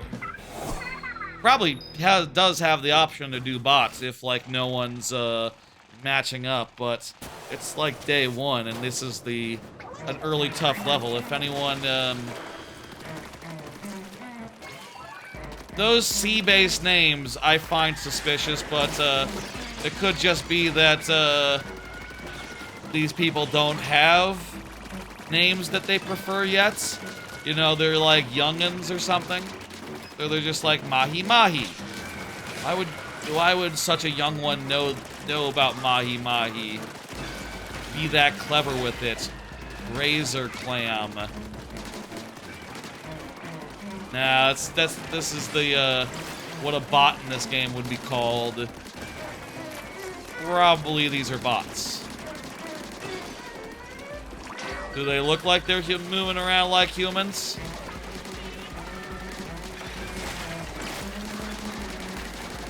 Honestly, I cannot really be focused on anything but just shooting the dudes. I bet...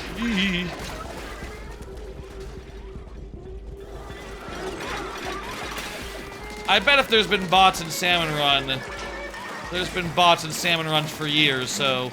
Like, if you know, if these names have been around forever, then, yeah, probably... bots. Yeah, we got our thing. Head to sub-level 2. Yeah, these mines are so strict. So tight. I don't know.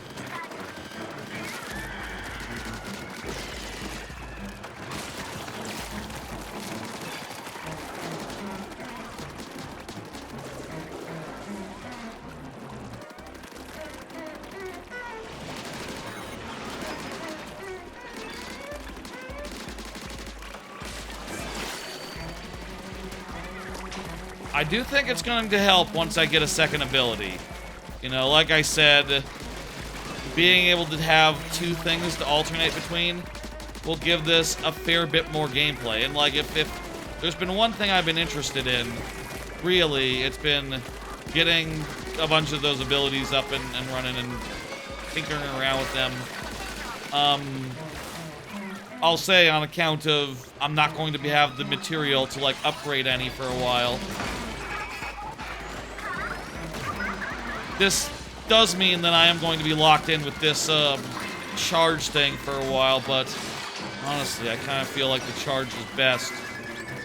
The turret can be useful, but also it's just, you don't actually get to see it in action. You don't actually get to see it, like, taking dudes down.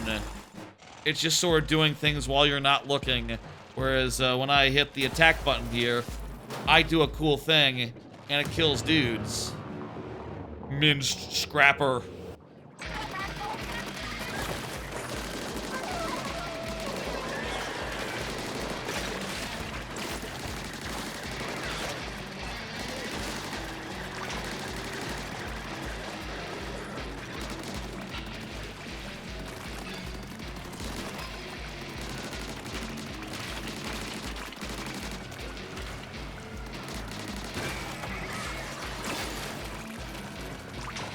Yeah, that move's cool. I think that's the coolest of the bunch that you start with.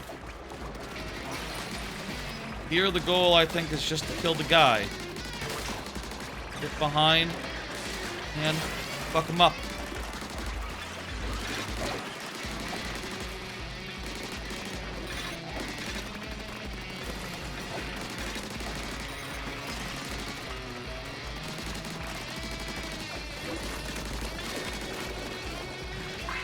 I got nothing to say.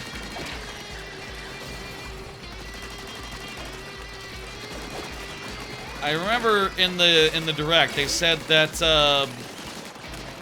that the enemies' like power was indicated by like how salty they are. So you see that guy had some salt on him. So yeah.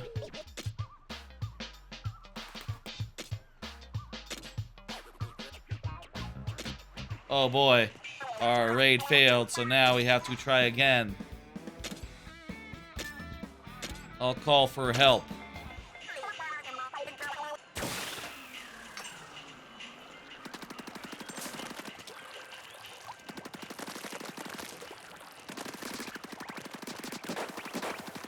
Alright, let's do this again, I guess.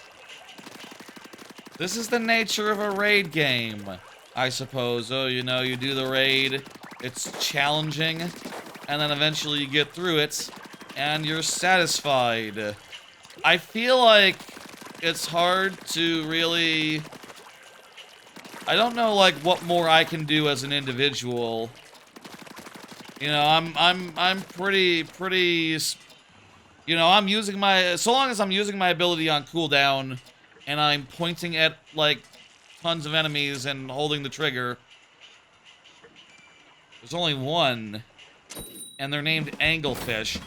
Maybe it hides people's names, because why wouldn't you give me 2 people if it's not an actual people?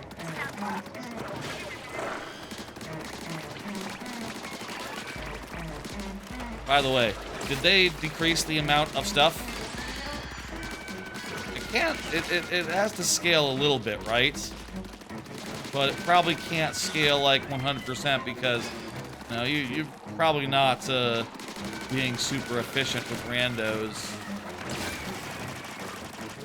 I wonder if at any point it's like easier just to do it alone and not depend on randos. I guess also scaling wise, it's worth noting that, like, you know, you do have the mech adding like another person. It's worth essentially. I think this time we're doing better. It's also important not to die. That is an important thing. Was I not healing? I was weird.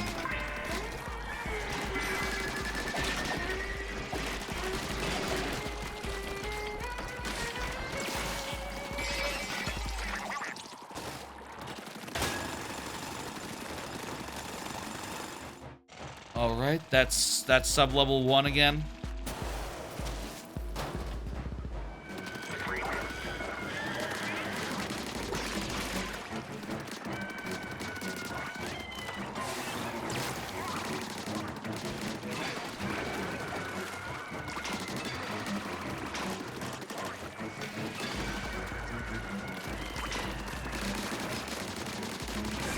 I'll say the obvious. I'll say the obvious right here, right now. You know, it makes perfect sense to integrate one of the most popular parts of Splatoon into the story mode. You know, into the actual campaign. You know, like, the multiplayer levels have been integrated into these campaigns forever. There's always been like, hey, here's a level where you just sort of go through them. And you splat octolings in the multiplayer level, turned into a single-player level. That's always been a thing this series has done. Though, actually, I don't know if it, I don't know if that was just the first game. The point is, it's been done once or twice throughout the series. So them turning this mode into part of the campaign makes sense, actually, if you think about it. I just don't know if I like it as much as a linear bit of platforming and shooting. I've always thought that, like, the combination of platforming and shooting has been exquisite here, and, you know, this Salmonin mode doesn't really have much of the former part. It's all just, the latter.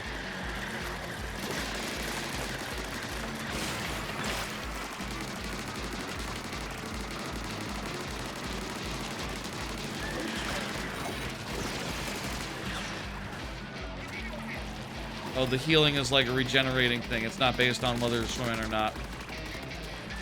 Or maybe it is, but, you know, it's not like the ink. It doesn't just refill instantly.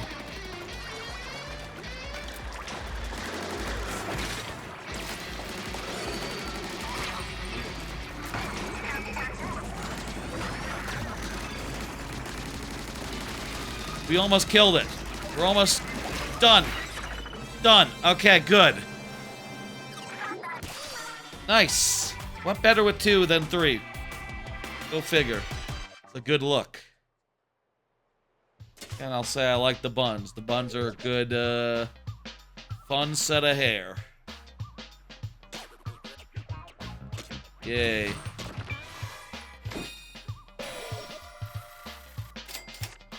We got a wind-up key. We get a finishing burst. Cool. 10% a small explosion occurs when a salmonid is defeated. I like that better. How are you finding multiplayer? Fairly mindless so far. You know, it definitely helps to ease up on the difficulty of these, but it's not like we're really coordinating. It's more just like it helps to deal with the onslaught of it all, which is cool, but like it's kind of brainless in a way that doesn't like make me How are you finding multiplayer? Oh, okay. You ready to do some? I think we're getting some plot right now.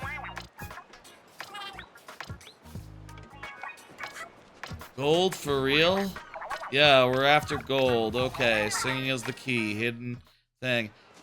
Is this like, we did the last level that was available on the map that was available to us. Could it be?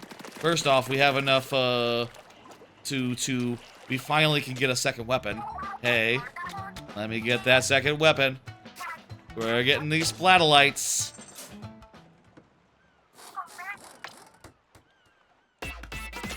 Yeah, splatolites. Okay, cool.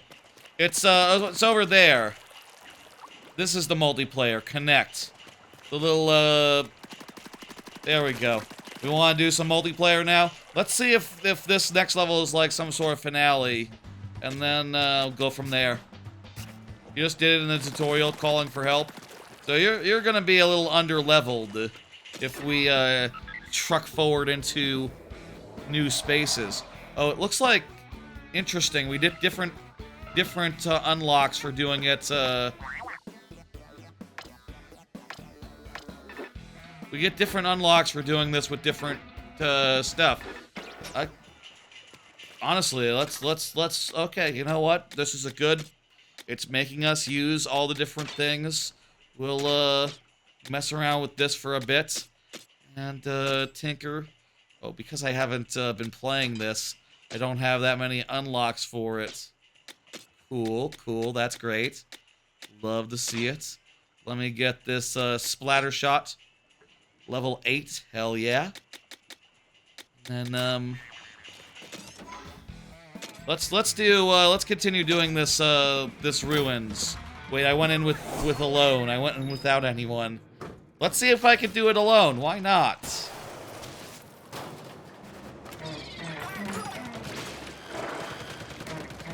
Uh, 1,200. Wasn't it 1,400 before? If we die, remember 1,200. 1,200. We'll look next time. I think it does scale a little bit, but it's maybe it just gives you more eggs per enemy. That would be a possibility, a way to balance it around enemy amounts. Regardless.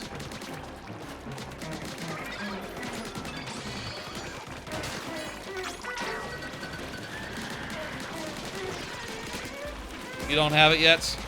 Cool. Let me know when you do. We'll do some co-op.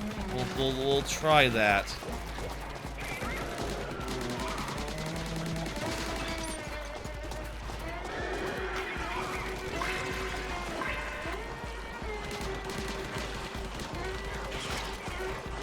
Convenient calling for backup. That's a very convenient thing. I do think that makes this game a lot more, you know, solo-friendly, quote-unquote, insofar as, like, yeah, if you don't have a group ready to go, it's fine. It's not important. It's not actually going to be, bleh. It's not actually going to be the thing. Okay, that was 1,200. We don't get our stuff because we failed the raid.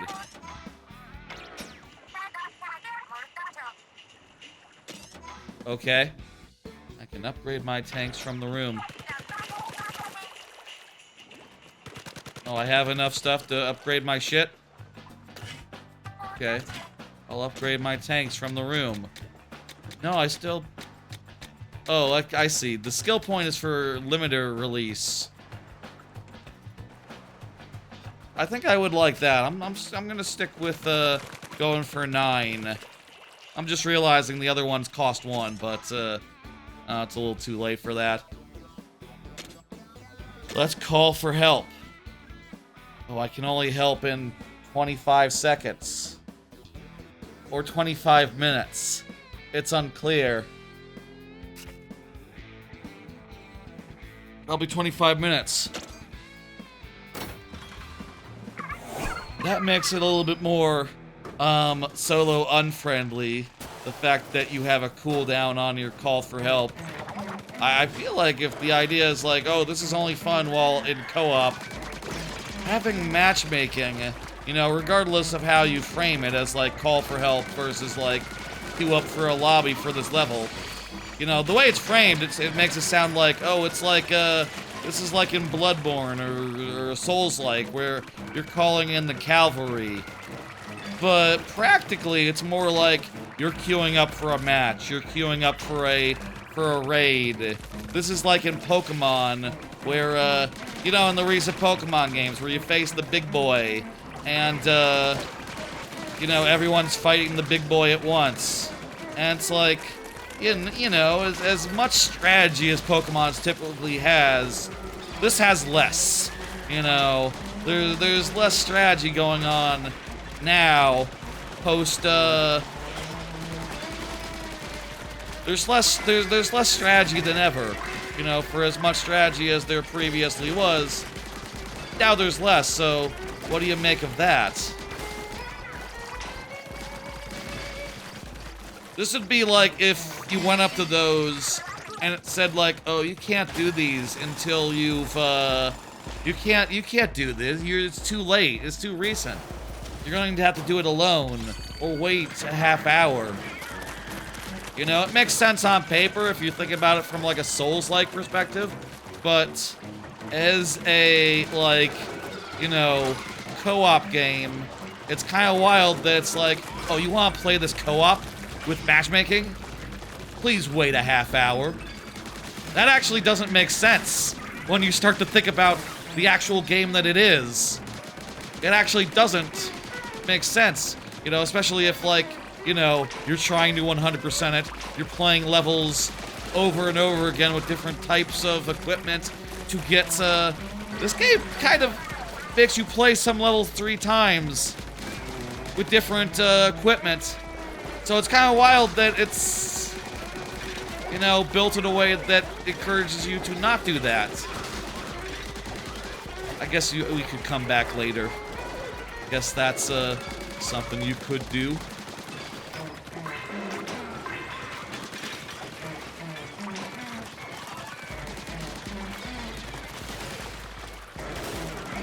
That guy can be vulnerable from behind. My squid shot hitting him from behind. There we go. I go for the big eggs. The big eggs are important. I am learning. Time for the boss again, but this time alone.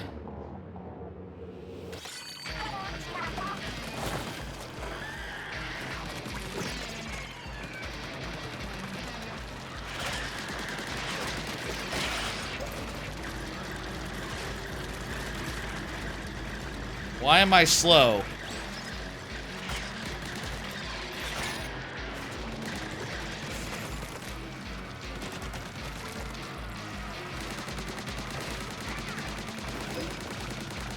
Presumably this health is like scaled, right?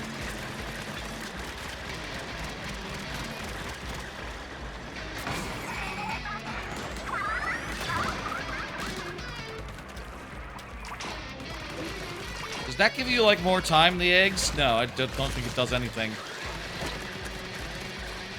I'm inking, finding a path. Guy is... I should probably get rid of this guy.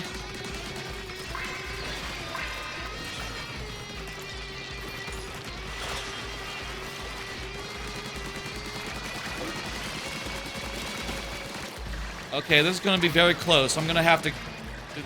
Does this guy show ass often? Seems like he's not giving me the chance to really get behind him. But maybe I could get the turret behind him. Turret, shoot! Shoot the guy! Shoot the guy! Damn it, turret! This boss doesn't work very well when you're alone, and you cannot flank, dude. He turns and faces you, so you can't shoot him in the butt. There was no way to beat that boss in the time that we had. If he had showed us his asshole, we could have done it. But he didn't. I don't like that. Yeah, we still... We have to wait 19 more minutes before we call for help. You should stun him? With what? That's not a thing! I mean, I can shoot him. I can shoot him. We'll do this one more time, I guess. I can shoot him. Does that stun him? That's not how it works. I don't have, like, a stun grenade. I have a turret. I mean, I know that ink does, for practical purposes, it does slow you when you take damage, so maybe, like, inking them up would have that effect. You shoot at his wheel? Oh.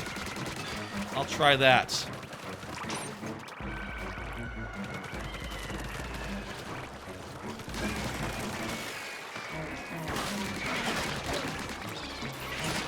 I missed having the big attack. The turrets, there's no big slash. A good tactical weapon, but like, you know, it's not really smart enough. If it had known good enough to like shoot that guy in the butthole, if it had been smart enough to like actually finish the thing, it might be something, but it was just kind of confused by, I don't even know who it was aiming at. But I don't think it was aiming at who I needed it to aim at, so, yeah. Said, hey, maybe we're getting better at this, and maybe we're doing these levels faster, and maybe. Also, I need to not miss an opportunity where he was vulnerable. I think I did. I'll say I do think I missed an opportunity where he was, on back foot. For what it's worth. So, like, maybe we don't miss that opportunity. We'd be feeling pretty good. Trying to run away. Why is we in danger mode for so long? I don't understand what the deal is with that. Maybe that's just like, oh, you know, you should have died, but you didn't. So you get a little bit of a chance to escape. But in practice, it just feels like bullshit because, like, where'd my health go? I don't have health anymore.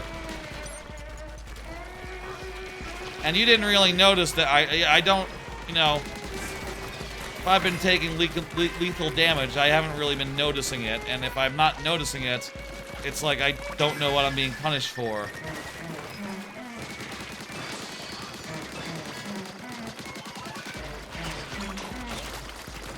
Means you're not in the ink.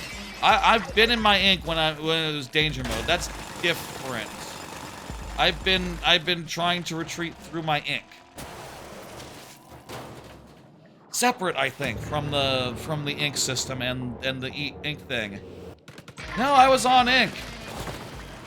Well, a thing to note about previous Splatoon games. Did I not play that much Splatoon? I've played all the Splatoons, but they've never had a health meter before. Danger means wrong ink? No, it's the health meter. The health meter is in the lower left. That's a health meter. And it goes from having an amount to of like regenerating health to like a big danger thing that slowly extends from left to right. I don't have time to show it off because I gotta kill this guy. Oh, you do. Shooting the wheel does slow him. I didn't notice that. I just thought he randomly slowed on interval. So there's low ink, that's when you run out of ink, and then there's danger, which is health related. This game adds a health meter to Splatoon, and so far I don't think it does that much. Because, like, here's the thing about it. It kind of feels like a Call of Duty health meter. Because, kind of low-key, the Splatoon games have always had, like, Call of Duty style health. You know, you get shot a bunch, you will die. And then eventually you're good again. After, inking for a while.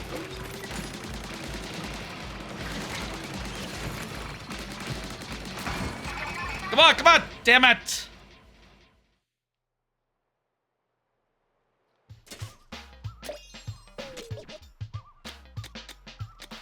Splatoon always had health meter.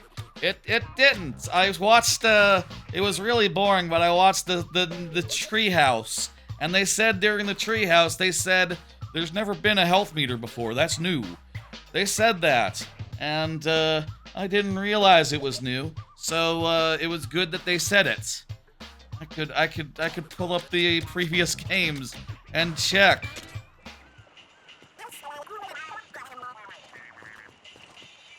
Got some skill points. These are tickets for upgrading our tank. Yeah, we now can get the thing that allows us to equip multiple of the What? You can't use it? Fuck you! I've been saving these for this. Ass. Fuck you. Okay, I'll get some weapon damage. I saw 9, and I said, okay, I'll save to 9 then. Oh, it's... You have to spend 9. Okay. That makes sense, actually, okay. And we are unlocking the limiter by doing this. Equip more parts to gadgets. Sure, why not? And, let's see now. Do some gadget damage. I guess, here's the reason why they had to add the health meter. Because you can upgrade your health. There's the reason. If you're wondering why they added a health meter, it's because it's upgradable. Still kind of just feels like, you know, I still think it feels in practice more like a Call of Duty health. So, like, you know, insofar as it's just like vaguely, oh, if you get hit too much, you'll die. It's not really that numbers based, and it recovers like after you look away for it from, it recovers like recharging style after you look away from it for 2 seconds. So it's not like, oh, you know, I've lost my health, I have to be more careful. It's more like, I've lost, like, all of my health, so I guess I will, pull back for 10 seconds. You know, it doesn't really affect your decision-making that much. But it is an upgradable thing, so it's, you know, a system for you. Now that we're upgraded, can we do this? We upgraded all our shit a fucking bunch. Oh, hang on. Actually, we gotta be able to do this now that we've upgraded. Yeah, so, didn't I equip the... I thought I equipped the Ink Pro. Oh, right, I'm not in the same, thing. You create a room? Nice. I'm gonna do one more crack on this. I'm gonna beat it with all this crap, and then we'll do multiplayer. One more try here. I gotta get my revenge. solo. And then we'll jump into multiplayer and we'll start doing this co-op style. See how this goes now that we've actually like fucking did all the upgrades we should have done. Okay, so it turns out I was severely underpowered because I thought I was saving for something. I wasn't.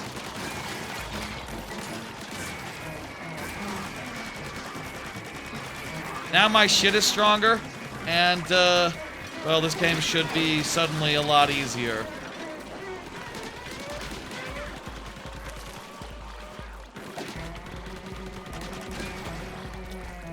It always recovered based on whether you were in muck or not, but...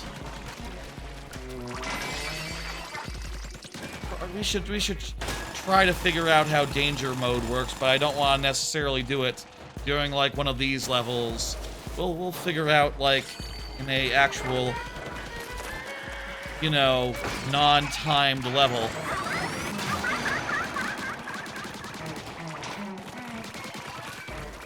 So then again, this is going real damn well now that, we have, we're so OP, we're so OP. I could stand to take a few hits and just see what happens and watch the health bar. Figure out how the health bar behaves.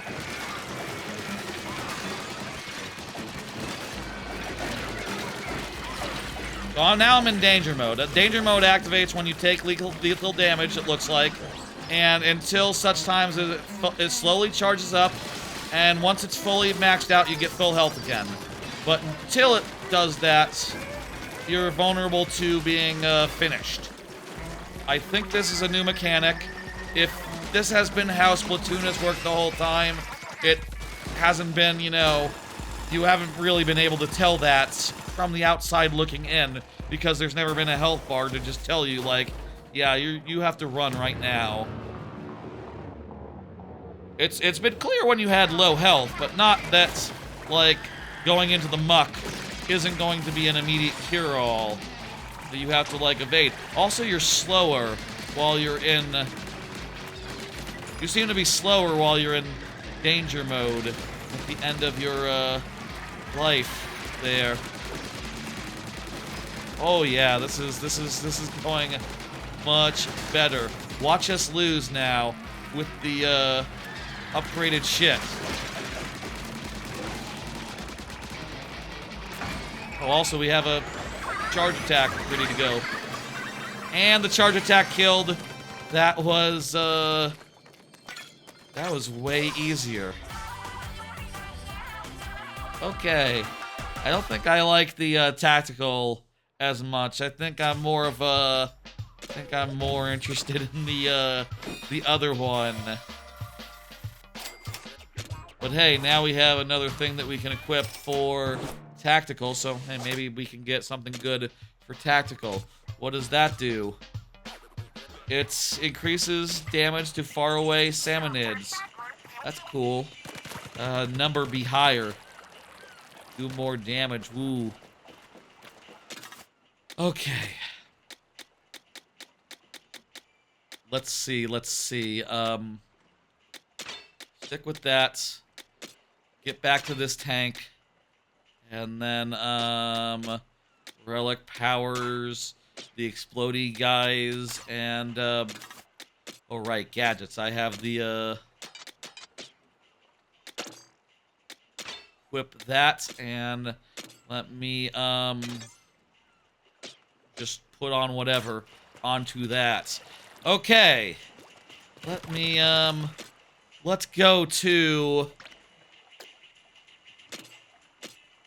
keyword feature. How does this work? Okay, Rawkpartee, you ready to go? Let's see. I could create a room. I'll set up passcode. 1, 2, 3, 4. So it's the password an idiot has on this luggage. It's a little less than it, isn't it? Also, I see here that you can get up to 4 players, which the call for help so far has not got us that many. It's only maxed out at 3. I wonder if you can get more if you wait longer. Or if, just, you know, that's a limitation of, like... They want you to team up with, like, actual people you know, for some reason. I don't know why they would care. You're in a game, you'll be done in a sec. Cool, cool. Let me look. Let's look real fast. I haven't gotten any more of that. We haven't gotten anything more there. We have material. We can develop some more gadgets. It might be... Yeah, let's get the boomerang.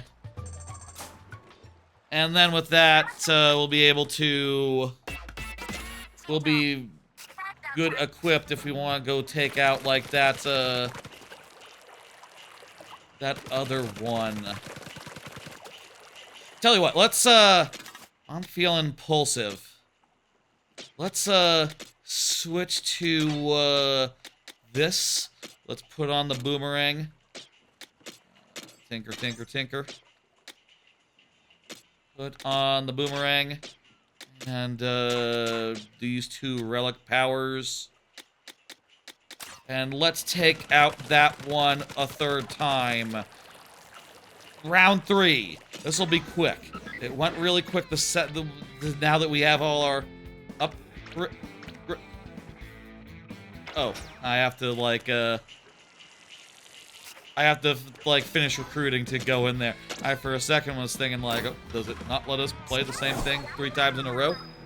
That'd be silly, no. Okay, we're gonna do this, and then we're going to do some co-op.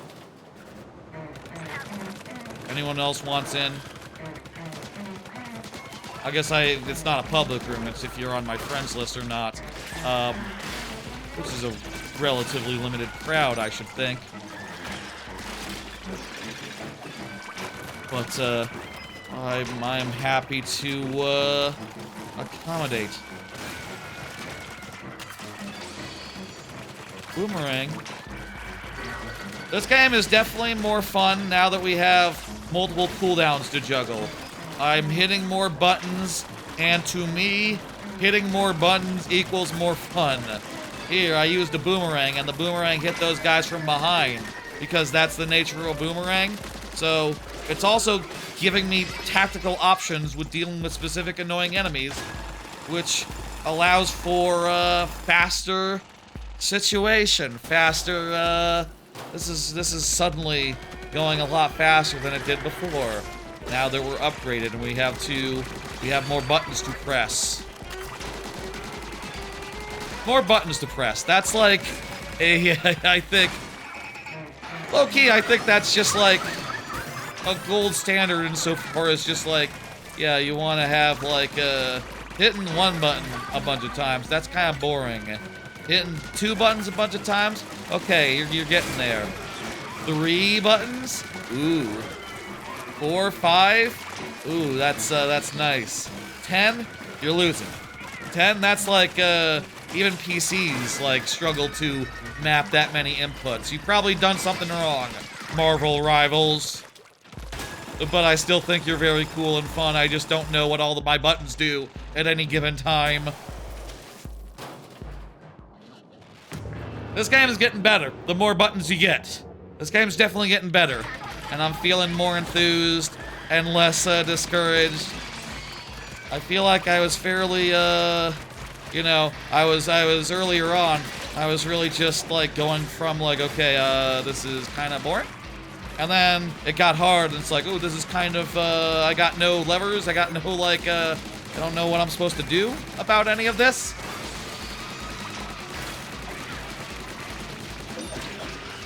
This is kind of, you know, I can only do, like, one thing, and that one thing isn't working, so what am I supposed to do? Futile, maybe.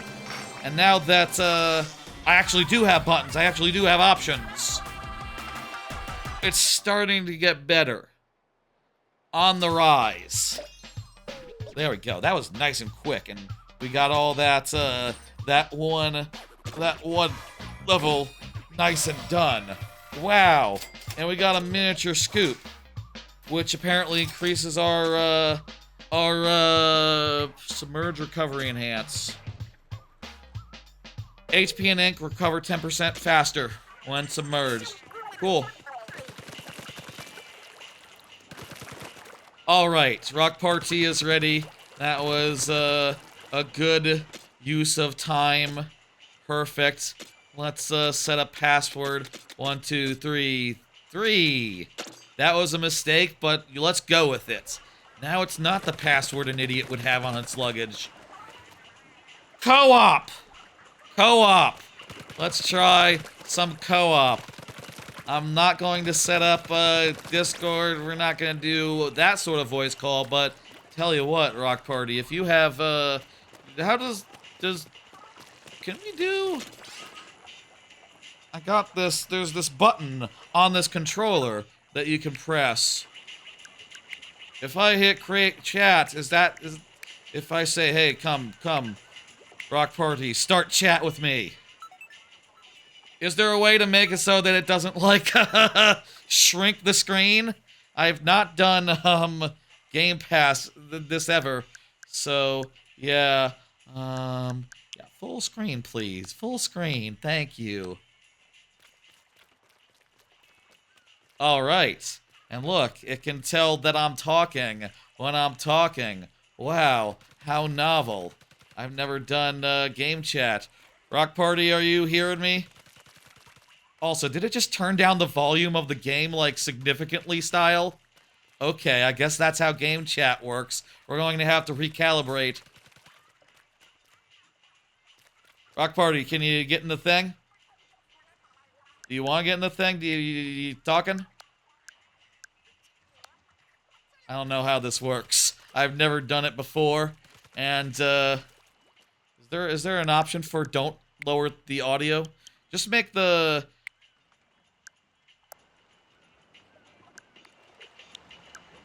No, but make the person louder is what I want them to do.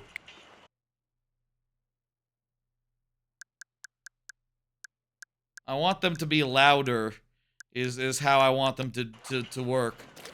Because yeah, don't just keep the volume where it is so I don't have to adjust the in-game volume. Can you hear me? Hey, Rawkpartee. Say that again? Can you hear me? It sounds like you're in... it sounds like you're baby Jessica in a pipe. You know, and you know, like, I don't know how many people know of baby Jessica. I think it was a child that got lost in a pipe. Like, you know, 20 years ago or something, 20, 30 years ago. I know it because Red Letter Media made a joke about it once, which in context made sense. It sounds like you're in a pipe. It sounds like you're in a pipe under a sewer. How close are you to your Switch 2? Within about 4 feet. Within 4 feet? Does it really sound... Is this really... It's not in a cabinet or something, right? Yeah, yours doesn't sound very good either. Really? Wow. I thought we saw, like, demos and such where it sounded good. And, didn't they promise... I'm sure this is old news for some. Didn't they promise, like, oh, this is going to sound as good as a microphone? Well, maybe it's just the thing of just, like... Well, it's not a good microphone. It's like one of those ones that goes like this. And, it sounds like death. You want to do the next thing? What? How far in are you? I'm a level behind you. Okay. I'm down for whatever. Let me. I don't think the voice chat's a very good idea. Yeah. Okay. Let's just yeah. I agree. Let's leave chat. Okay, that's game chat. I could have turned on the camera's not plugged in.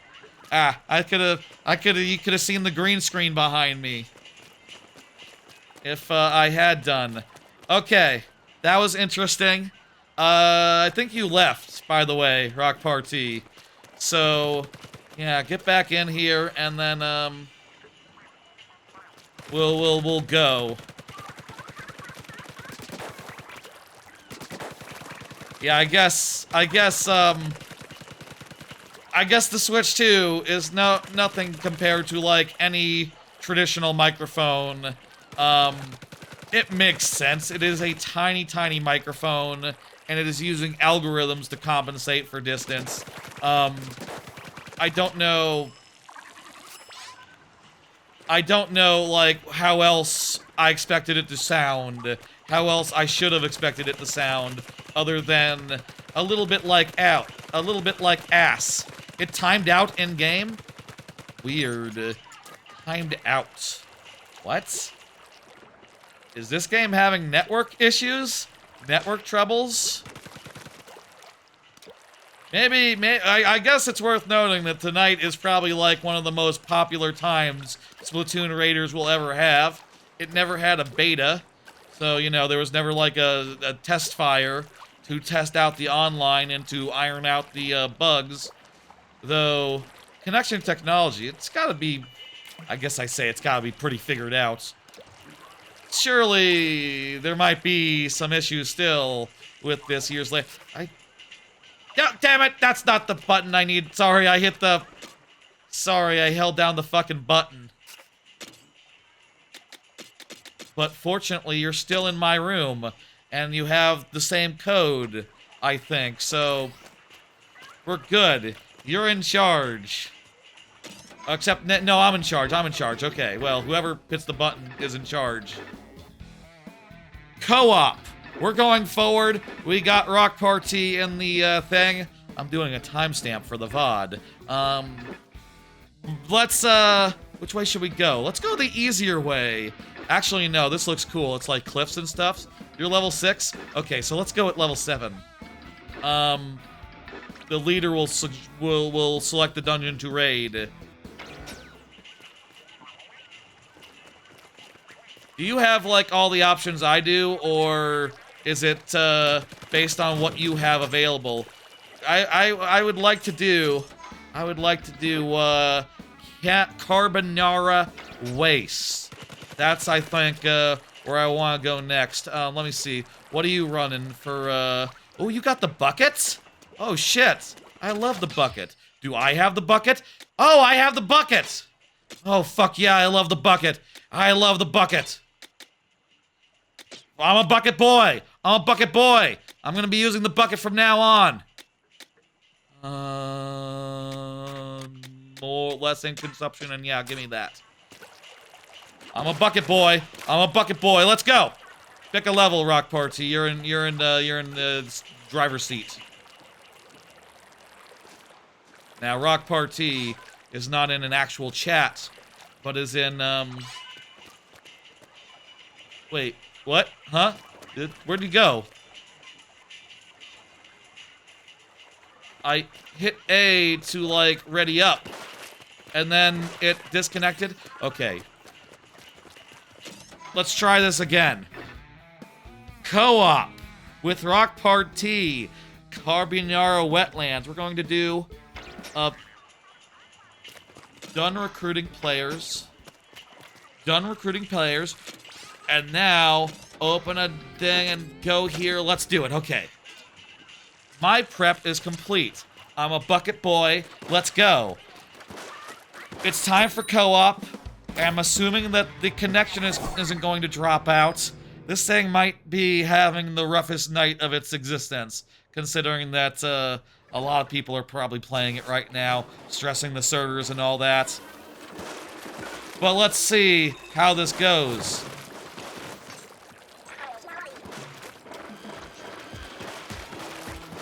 Now, this level is one of the levels we've seen a bunch of times, and this might be, like, the natural habitat of it, you know? It's co-op, there's another player running around with you, and, honestly... Wait, I just got the raft. Are you on a raft, too, Rawkpartee? Oh, cool, yeah, we're both on, raft. Cool. Great. We look very similar. It's hard to, tell us apart. I suppose that's just an early game problem.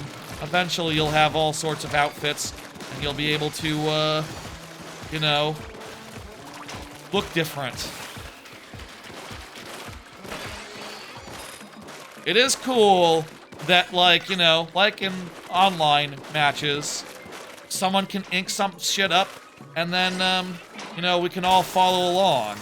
And, you know, I don't have to ink the path all the way. Instead, we can alternate, bucket tossing, or whatever. We can both do it, or, as the case may be. We can split up. Look at that big thing. That's a cool big thing.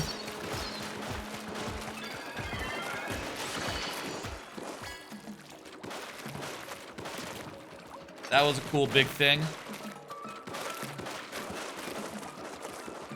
These are definitely more traversally than, like, the just straight up salmonid ones. But they have been...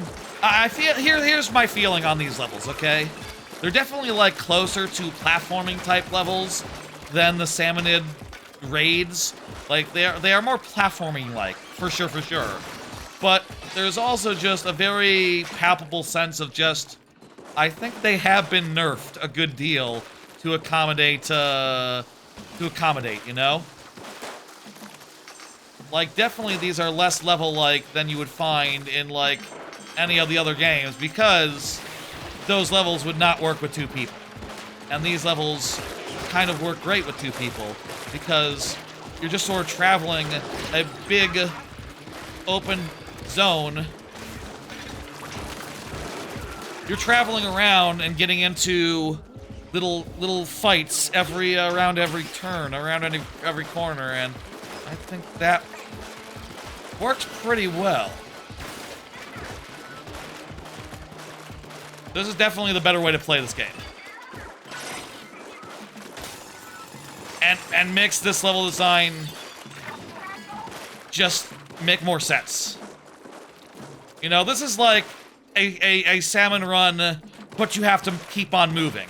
You can't just stay in a single area. There's like some light traversal in between.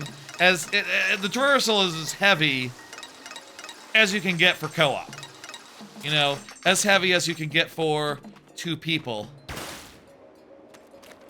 Look at you go. You're surfing. You're surfing.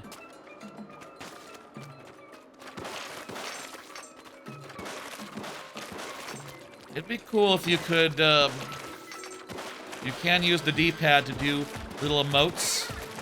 You know, it's surprising that there's no, like, indicator of, like, how your friends are doing on screen. Nothing like a health bar for them, or, like, wasn't, in the multiplayer modes before, wasn't there, like, indicators of, like, your friends are alive, your friends are dead? You know, whenever a friend was dead, you would have, like, a, you know, it'd have, like, silhouettes of, like, 3 squids on it, and the silhouette would turn. I wonder why that's not here in this mode. Seems like it'd be a good fit. Considering that, like, yeah, no, it's co-op. Send the guy there. I got some splat dualies. You get weapons pretty fast in this. I like that much. You know, it ramps up fast, and I can see the comparisons to Borderlands now that we've gotten like 20 fucking weapons over the course of, how long has it been? 2.5 hours? We've gotten like dozens of weapons, it feels like, and that's kind of a lot. We got curved trivets. It's a lifesaver. Nice. All right. Let's equip some crap. I want to try out these splat dualies. They're also higher level than anything else I have currently. Splat dualies are cool. They come with a dodge roll, which is weird but cool. You know, we haven't actually tried the oh, not that one, not that one. This one. Yeah. We haven't actually tried these yet. Also, let me think. I'm going to let me actually think. I want increased damage while slashing. Yeah, I want that. Slash area up. Why wouldn't I want that? Wait, what? Huh? How do I unequip everything? Kind of, there should be a button for unequip everything. Want to try Plenty Den? Yeah, we'll go to the next area. Let's do that. Yeah, I still have 1 second. Let me equip like something more. Explosive steps. I like the vertical. No, I think I do this one. The explosive steps. Creates an explosion while charging in. Yeah, let's do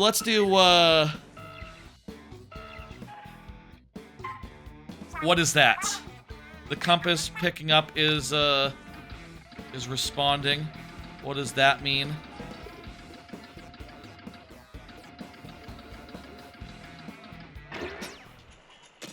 Wait, what was that? I just clicked on... Oh, that's the hideout ship. Is this saying go really low and then hit A? I don't know what the hell the compass is doing here. Am I looking for it to fill up? I'm looking for it to fill up, aren't I? This is almost like, is it a weird comparison to say that this reminds me of DKC3, finding the various, Banana Fairy locations? It's probably more comparable to, like, Kirby and the Forgotten Land or something. There's probably a more, recent comparison. Yeah, let's do, you said Plenty Den? I guess you haven't done that one yet? We can do Plenty Den. Okay, let's do that one real fast. As an important thing about co-op is remembering that, you know, if, the other player needs to do a level, you do the level. And, we'll do it quick, because this was before we now know we're pretty tough. You know, we should be able to do it. Let's do it. I can dash. I got these pistols. Pretty cool. Are there new weapons in this? Or is, like, the dualies, like, the main thing?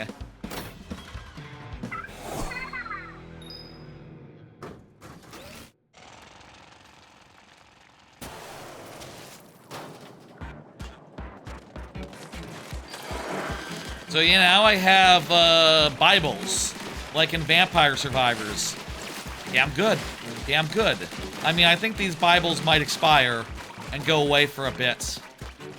Oh, hang on. What the hell was that? I was just... Do you also have Bibles, Rawkpartee? I think Rawkpartee also has Bibles. I was confused because I was seeing his Bibles, and I thought they were my Bibles. I think Bibles belong to everyone. Is that true? If someone was like...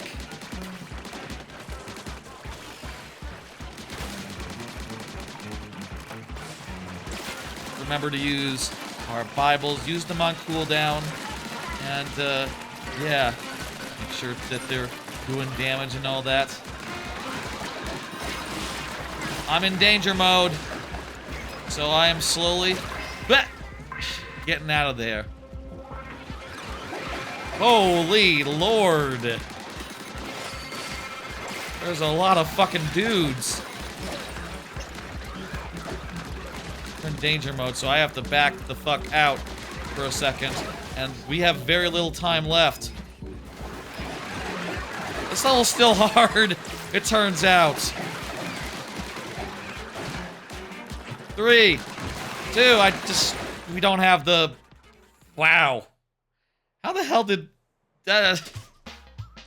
is that level just very, very hard? Because we got through, like, the other one alone. Twice. Let's call in some cavalry. Let's, oh, we can't call reinforcements when we're in an actual, thing. Let's do that again. We could do that one more time. Sound good?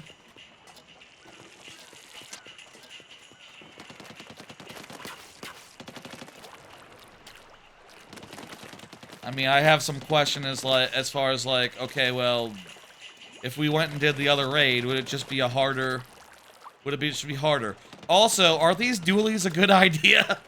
Maybe these dualies are not putting out the kind of AoE damage I need them to right now.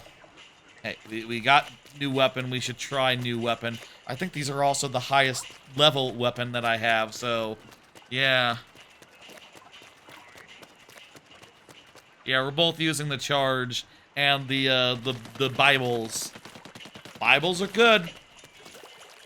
Bibles, parentheses, vampire survivors are good. I like Bibles, parentheses, vampire survivors. I mean, I'll say I don't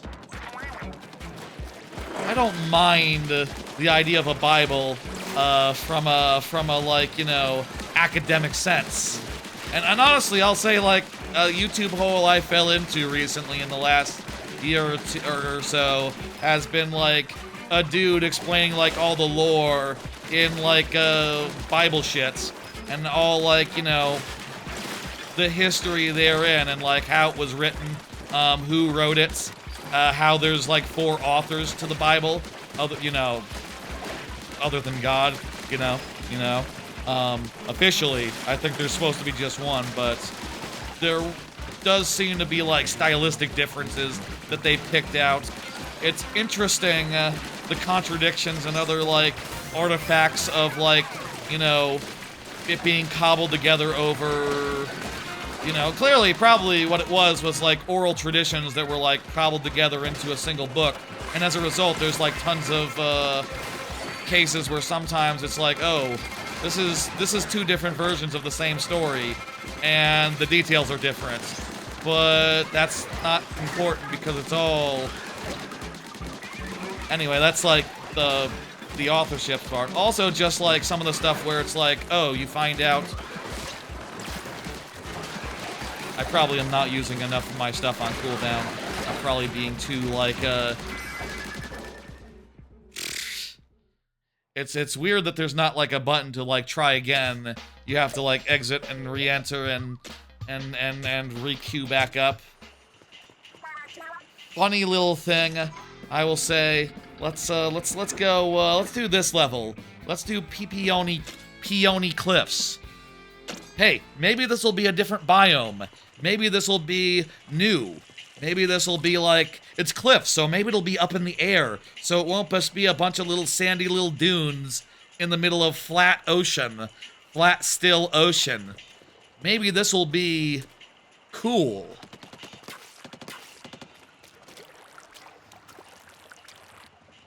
By the way, I'll say, we should definitely try out that sampler level. I'm kind of curious to see another platformer sampler level. Also, I'm curious, like, are those levels... Can you do co-op in those levels, too?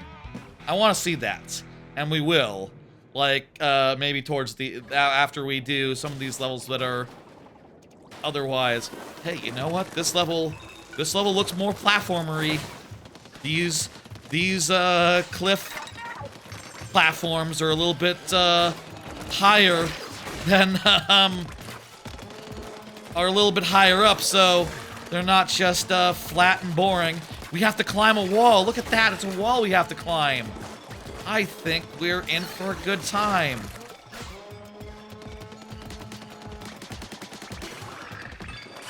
Look at this. We have changes in elevation. This is getting more level-like. They're pretty minor changes in elevation, but I appreciate it nonetheless after, like, so many levels of just sand dunes at sea level on placid seas. We can jump over here using that.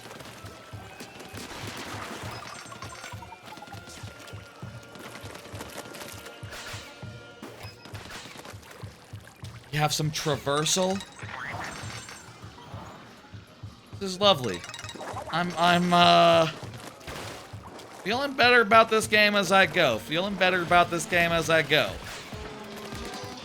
more I see, the more fun I'm having, I would say.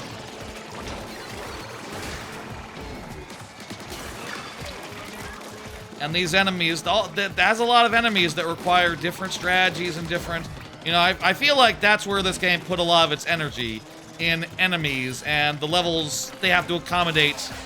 You know, they're built more to accommodate enemies more than to, like, allow for cool platforming or anything of that sort.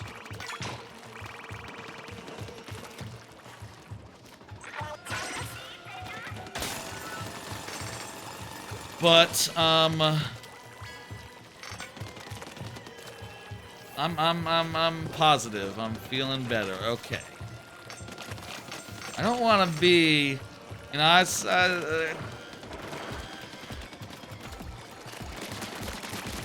was somewhat concerned, somewhat not quite feeling 100% on it, you know, and certainly I think there's reason to be concerned. I think my earlier concern was warranted. It was kind of a slow start, to be fair. Now that things are really getting going, it is challenging. The enemies are fun to fight. I think that's a thing that should be noted. You know, amidst all my belly aching and saying, like, okay, well, the level design doesn't leave that, isn't like as inspired as like anything in Splatoon 1, 2, or 3. It's not as level-like, though this is more level-like than it was. I think the thing to note is that all these enemies have interesting patterns. You have to approach them in different ways. Them coming at you in big groups means that managing all of them at once and getting away and maneuvering around. It's all more the thing than just a place to traverse. Though I do think that even multiplayer levels did have, like, good amounts of, like, traversal, good amounts of, like, elevation changes. Though, like, can these enemies accommodate elevation changes as well as players can? Maybe that's the question that limits a lot of this level design. That's my suspicion. Ooh, rollers! I love rollers. The splat dualies were doing all right there, but I'm a roller. I love the roll. Little menace.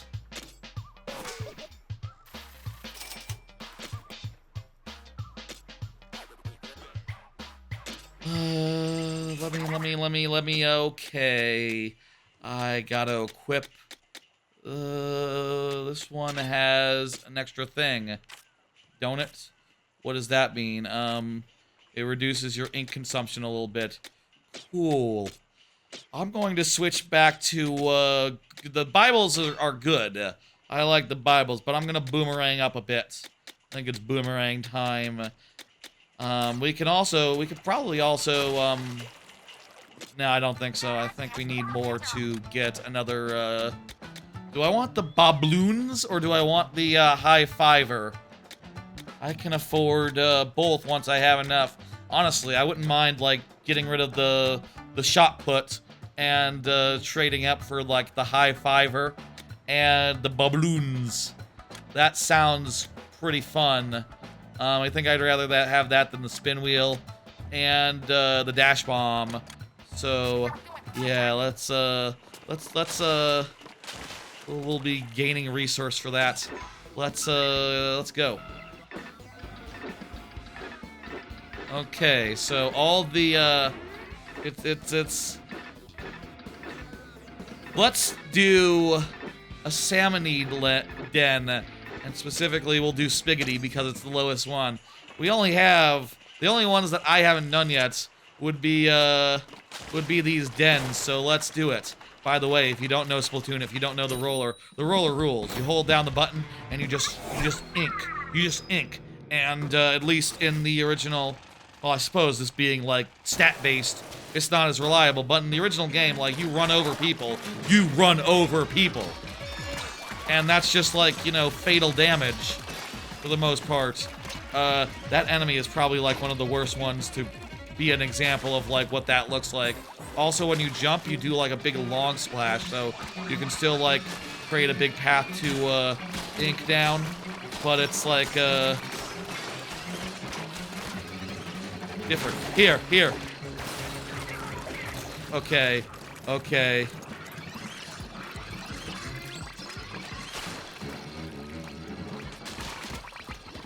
I think in this case, maybe jump attacking is a better thing to do. Also using my abilities on cooldown. I'm sorry, I forget. I keep forgetting. Okay, so I will say one thing about the roller. It's less satisfying if you can't run over people, enemies, and these guys seem to be resisting. These guys are I'm bumping off them instead of like going right through. That's a bummer. That's not what I want to see.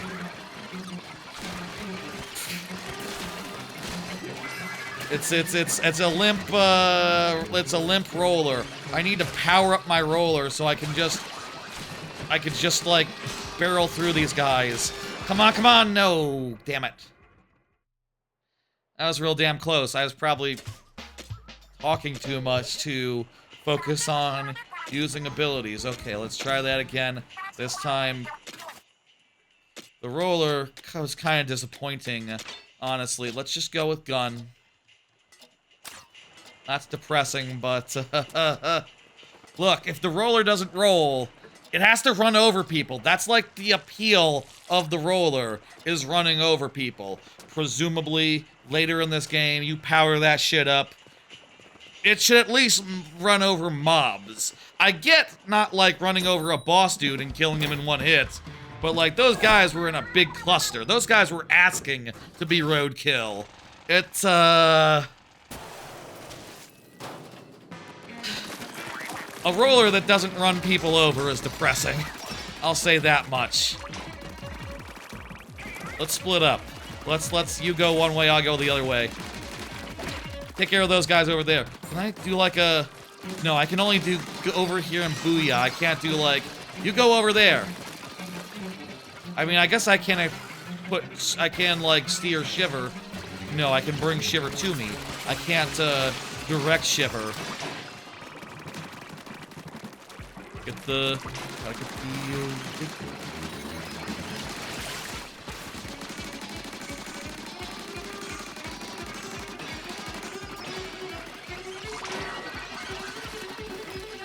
I think we're on track, but I'm not 1000% sure.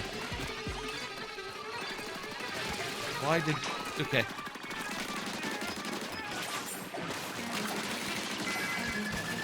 Power egg's almost full and we have like a whole 30 seconds. That's what we want to see. Good work. Okay, that's better. Oh, and it's just right there. Beautiful. Rocket Stinger. That's the bow. That's fun. That was introduced in Splatoon 3. It was like the box art, the box weapon. I guess a thing about this game is that there's not a box weapon, huh? So there's not going to be...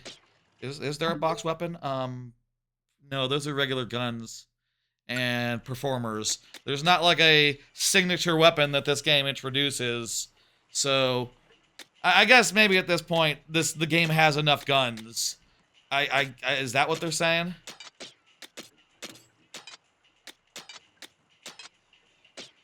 Alright, upgrade, tinker up my shit, and, I blew him! And this has, this shoots, and this is like a shotgun arrow. It shoots, 3 ways. Oh, that's rad. Even when you're fully charged up, it's still pretty much a shotgun, except it becomes more focused. That's rad. Let's go, do Sheezy's Den.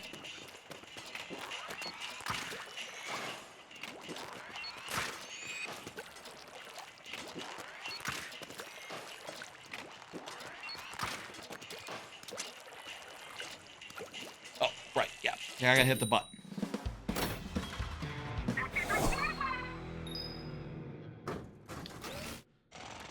How you liking it, Rock? Obviously, you can't talk until we're in between levels, but you enjoying it so far? How you feeling after doing some co-op, playing some levels? I do wish there were more... I do wish the ratio was a little bit more skewed towards those levels, but then again, you know, I do have criticisms of those levels, so these ones at least are like bread and butter, you know. I guess I can't blame them for putting in the levels that put levels clearly inspired by like the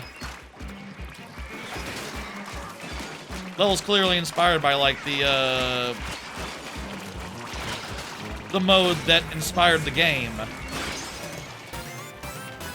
Level up fills your health back, apparently. Go figure.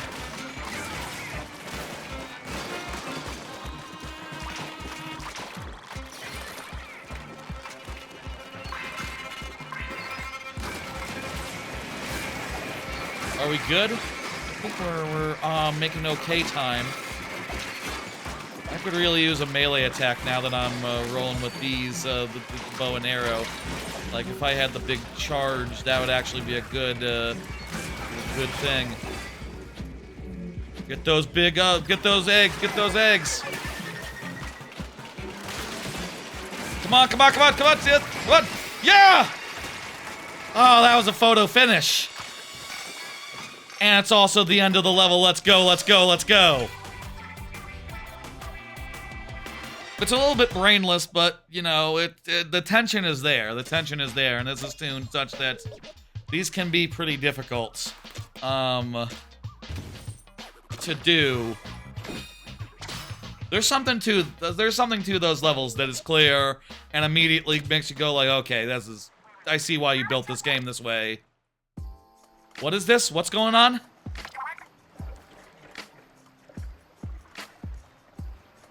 You don't get caught up in Mega Mixer.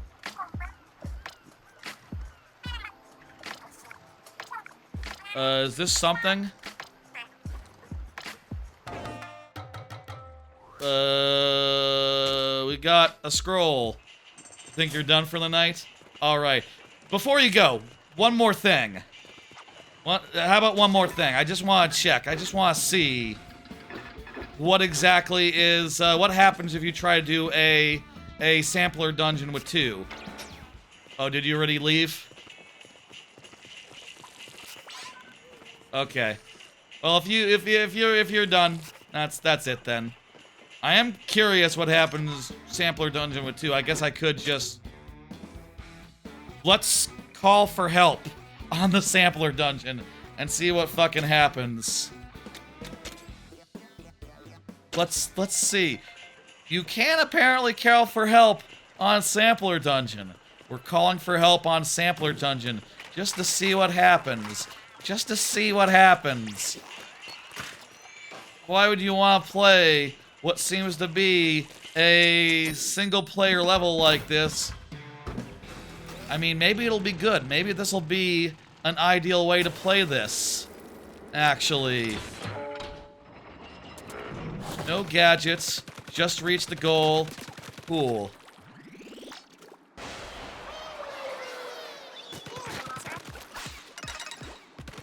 So in this one, we gotta go through the rings to unlock the shit. Okay, this one's not so platformery. This one, I can see how it would work with in any context.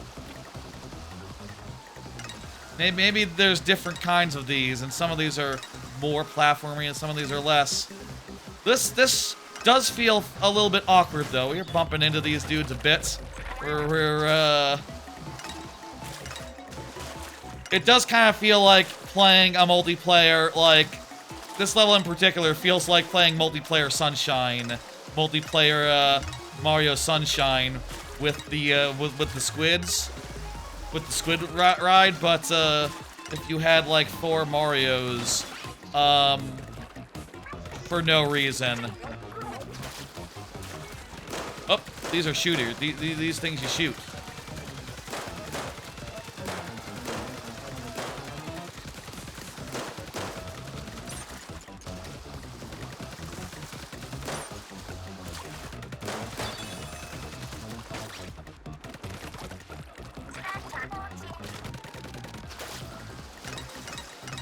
Okay, cool. Now we got, are we doing good? I don't know if we're doing good or bad. This is a cool type. Like, anything that reminds me of Mario Sunshine is a good thing. And, this is a bonus level feeling level that reminds me of Sunshine, but usually that means spinning blocks. It doesn't usually mean the squid minigame. The squid race. I guess that goes to show, Sunshine really could have done more with those squids. You could have had, like, red coins in the squid race room. You could have had another course to go through. Or, like, you could have even been able to squirt your water while riding the squid. Not entirely dissimilar. That's a weird one to play multiplayer. That's a weird one to play multiplayer.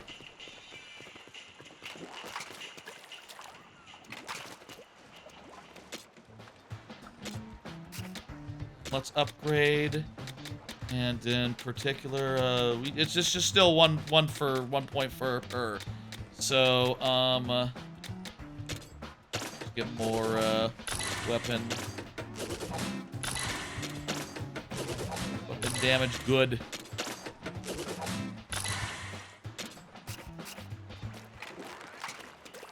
What time is it? We've been going around 3 hours. I kind of wish there were more levels like that, The first level was real neat, this stirring the pot. That was like the most level-like that you get. But since then, that second one, kind of bizarre in a different way. I feel like these... It's not... these side levels are not just platformer style levels. That's what I'm realizing, having seen 2 of them. It's more like in Splatoon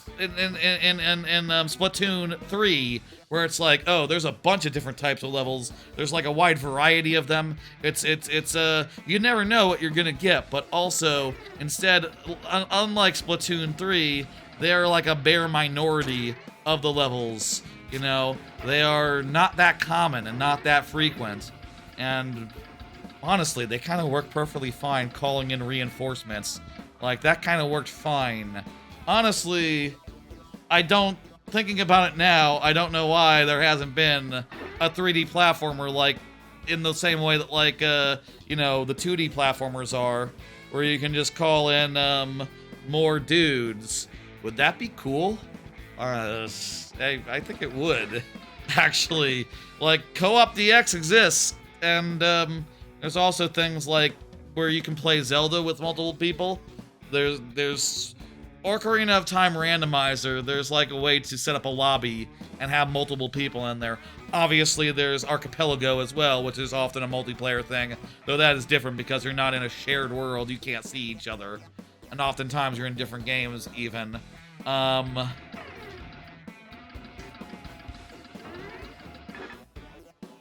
Let's do this last Buried Ruins, and then let's see what that unlocks. See what is right after that. This is the last thing that we have on our... Hang on, switch. I'm a bucket boy. I'm gonna switch back to the bucket. We're gonna bucket on him. Bucket's a little low leveled. Let me, it's okay, I don't got nothing for that, and we got everything we can do for that. Let me, where does the gadget workshop? Let me try out the thing where I upgrade a weapon. Let me see. Sure! Wait, it costs your Spirulite stars? Oh, fuck that. That is, no bueno. I need those for gadgets. Like I said, I think I want to get the babloons. Yeah, we gotta get the babloons.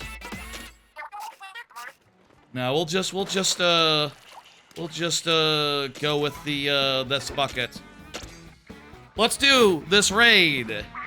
Let's do this raid once this way. Do you think we can get enough Splorite to upgrade our to get the second one? I kind of like to try out those other two specialist weapons before we end.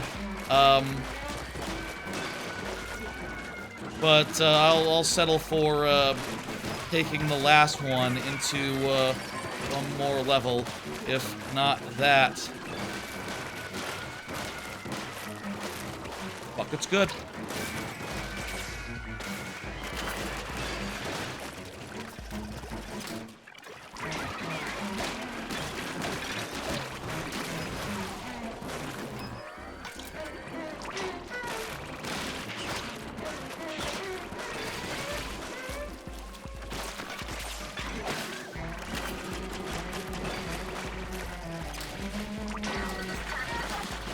Okay.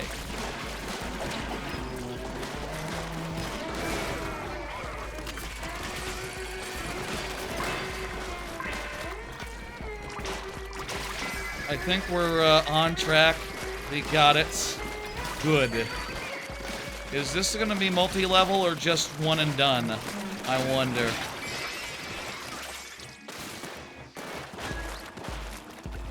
Heading to sub-level 2.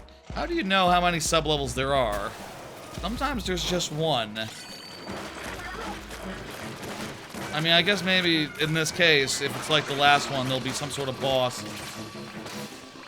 And that'll be a pretty clear indicator of like, oh yeah, yeah, that's the last.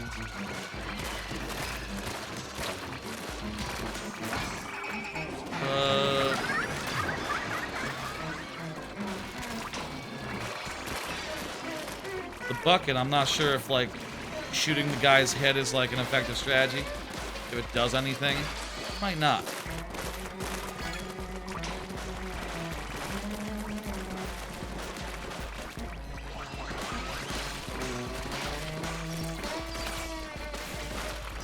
Doing the big jump. I feel like the big jump is easy to waste compared to the big slash. It feels like half the time it's mostly about the mobility and not so much about the big splash at the end. Though splash is important. I don't know if we're on track here.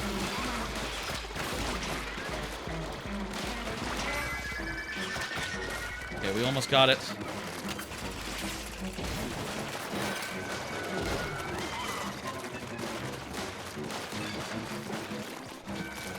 Come on, come on. Big A got it. Big A got it. 5 seconds left. Very good, very good. Head to sub-level 3. Big boss boy. Jumbo big shot. I think this guy we just need to... There's no unique strategy to this guy. I mean, we do have to jump. The strategy is jump rope. We need to jump rope.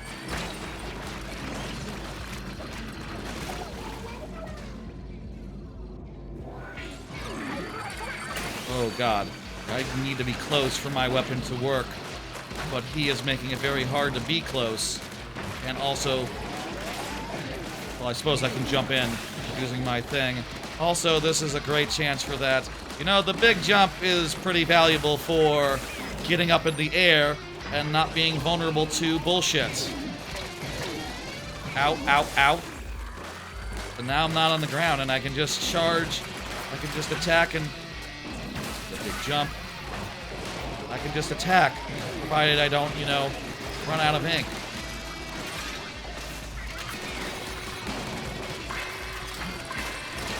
Come on, come on, come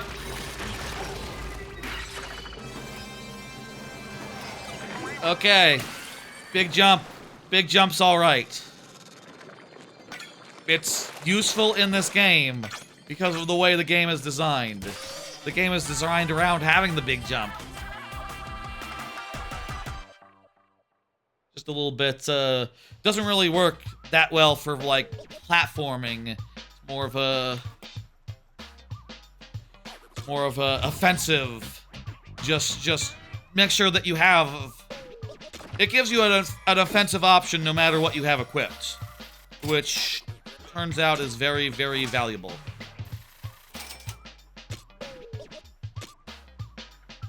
There's like 5 screens every time you get one of these. Just, why not 2? Gadget cooldowns advances faster while moving.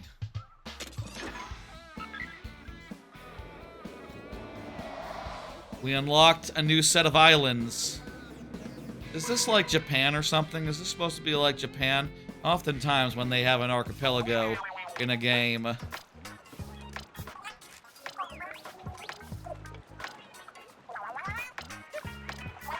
Yada yada yada yada. There's a big boss ahead. I think there's a big boss ahead. I think we pushed to exactly the right point to end the stream. I think we got it just so.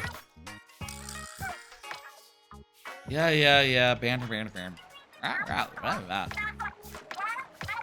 Okay, we will go to the suspicious island soonish. We got 200 splatter from that.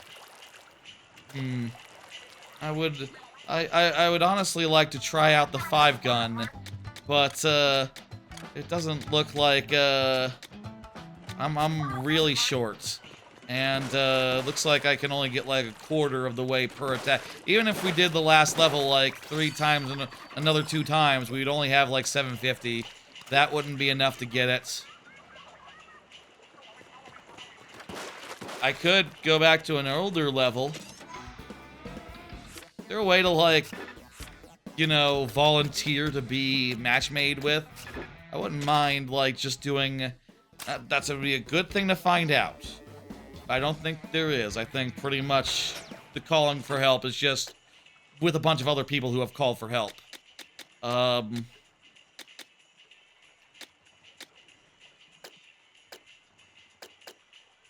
Stuff, salmon and drops. Okay, I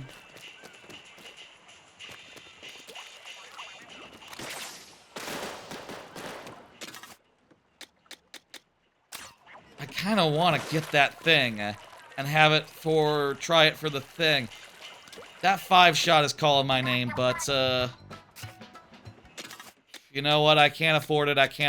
Let's try out what we got, and let's go, beat up a boss.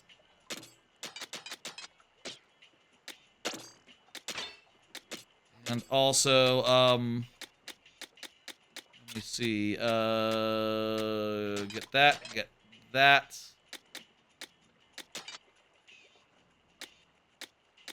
And yeah, that looks good. Cool. And for this, damage dealt the far-off salmonids. Oh no, I'm gonna be a bucket. I'm going with my bucket. That did I get anything good? Oh, that looks cool. Some sort of weird sword. A Splatana. Is this new? Might have been around before. Is Splatana new? Looks like a chain sword. If I Google Splatana, is it clearly splat? Trying to do it with one. Splatana. I think they were in Splatoon 3. One of the main weapon classes. They were introduced in Splatoon 3, yeah. So I don't know if there's any new weapons in this game. We haven't seen them yet. Might have been introduced in DLC, like down the line or something. I don't know. I'm very familiar with this one.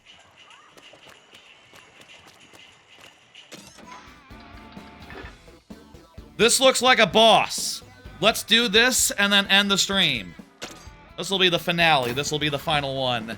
And then, you know, I'm going to end stream, get the VOD up, go to bed, and then you'll see me on Friday. Right, this is the one where you I remember this as soon as I started swinging with it. This Splatana. It's familiar.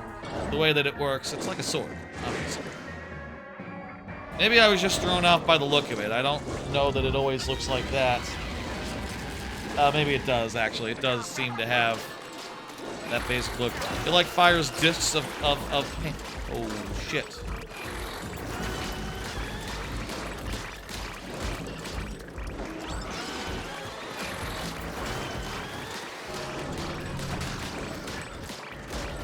Okay.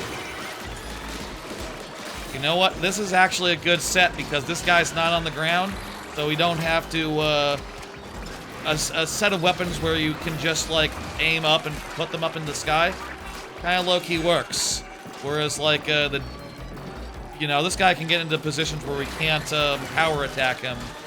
And, that would be a problem for that, particular set of equipment. These are definitely less bespoke and more just, you know, it's not like in the previous game. This is the first boss and all that. It's not like in the previous game where it was like, oh, ink this up, then climb up the guy.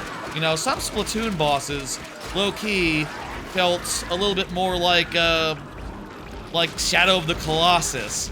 Not that I've played that much Shadow of the Colossus and can really be a good judge of it, but a lot of Splatoon bosses are a lot more like Shadow of the Colossus, where you're, like, climbing up dudes, you're inking up things. It's very, you know, intentional. Whereas this, it's a co-op boss fight. You know, it can't be something like, oh, platform over here, platform over there. It has to be a certain type of boss fight, and, yeah. He's just sort of running around and using big, scary, hard-to-deal-with attacks at us, which is cool. And makes for good gameplay, but not super, you know, there's been more bespoke bosses in these games. If this guy showed up in a regular, like, level, at the end of the real level, he wouldn't be, like, that out of place, other than the health bar being too big. And, well, he is also a very big boy. Maybe he would be very large for your average, average level. Latenna might be an annoying... You know, I'm realizing as I do some splatenning, I feel like this is all... Right, you can charge it, and that does, like, a big vertical slice, which, why would you want to do that? Versus, like, a bunch of horizontal slices? I think it's gotta be stronger, right?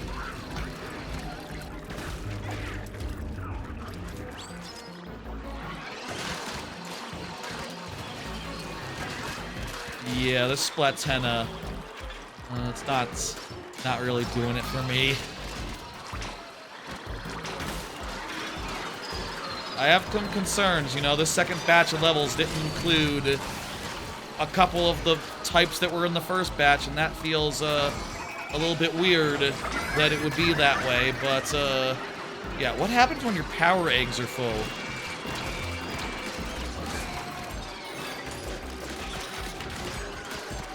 Also, I'm realizing I haven't been using the thing. Drill attack! What? Relic, what is that? Okay. Okay, cool. So once you collect enough bullshit, you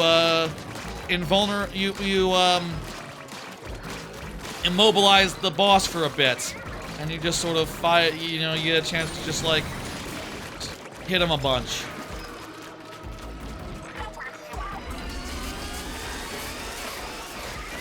The fight's just getting started. Not necessarily getting more interesting, but you know, it's I probably should have tried to do this one with help ask for reinforcements. That would have made it go faster. It would be more fun. I'll say again, I think it's kind of wild that this game, like, the ask for reinforcements feature, you know, the way it's framed, it makes it sound like, oh, you know, you're stressing the system. You're, you know, It's like you're doing a Dark Souls and you're calling in a ghost. And maybe that is how Dark Souls. I don't know experience-wise, but it's more like you're queuing up for a the Pokemon raid thing. Like this whole game reminds me nothing more than you really should be able to go into a co-op at any time rather than every 30 minutes. Like, I don't know why they have that restriction. Honestly, it just seems needless, silly, etc. Is that guy invulnerable? Do I need to like actually deal with these guys right now? Raid failed. Okay, well now we can try out the thing. Now we can call in reinforcements. First off, yeah, this weapon blows. So, let's go with just the regular gun junior. Yeah. Actually, these dualies have 2 stars. We tried these and we didn't really like them. Also, this boss really isn't the right one to use this against. Yeah, no, we want I think keep those. I think yeah. 9 minutes. What a fucking load of shit. Yeah, that's a load of shit. You want to play co-op in the co-op game? Tough luck. It's really designed for co-op, and yeah, it's really weird that they have a limit on that, and there's not like a way you can't even like spend resources to like lower the thing. It's just yeah, wait 8 minutes. Why would we want her? It wasn't clear why she would be. We'll try this again. And if we need reinforcements, it'll probably be another 9. I don't know. Was that 9 minutes? It felt like 9 minutes. It probably was like 2. I've realized sometimes, you know, you're fighting a boss, you're doing it try after try.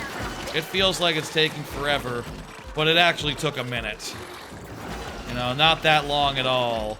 When you look back and see, oh, that was just a minute. Huh. You know, I'll say, like, you know, considering I do streams, these streams, there are a lot of times where I'm, like, looking at the you know, I'm going through and, oh, crap, I didn't, but you have to blow those up. Also, these dualies don't actually have a ton of reach, actually. They fall off fast. Worth noting. You know, I do these streams, so I have to, when I do the VOD, I want to do timestamps, and when I do timestamps, I can see, like, here's the timestamp for the boss. Oh, that was like 10 minutes. That felt like longer than that. That's, you know, maybe y'all don't have that, you know, you don't have the opportunity to look back and go like, how long did I spend on that boss? You don't know. How would you know? Why would you know? Oh god, so if we're... God, this is actually really bad. So with the Splat dualies, when you're shooting, your roll becomes a dodge roll. And that means when I'm shooting, I can't jump. Which means that when those waves come in, I can't dodge them as easily.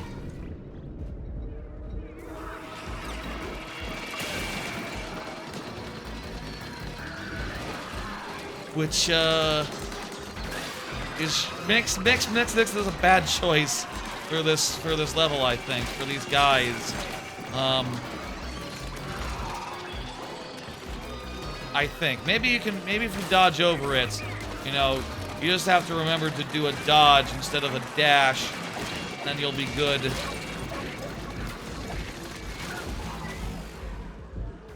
Oh boy.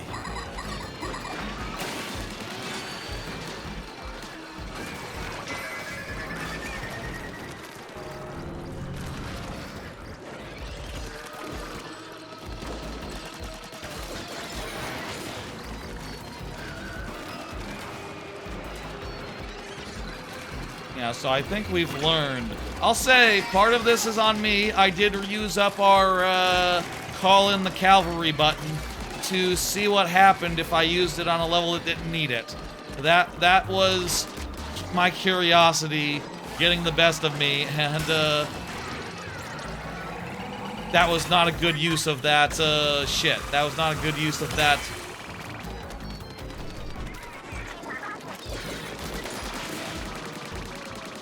I did waste it.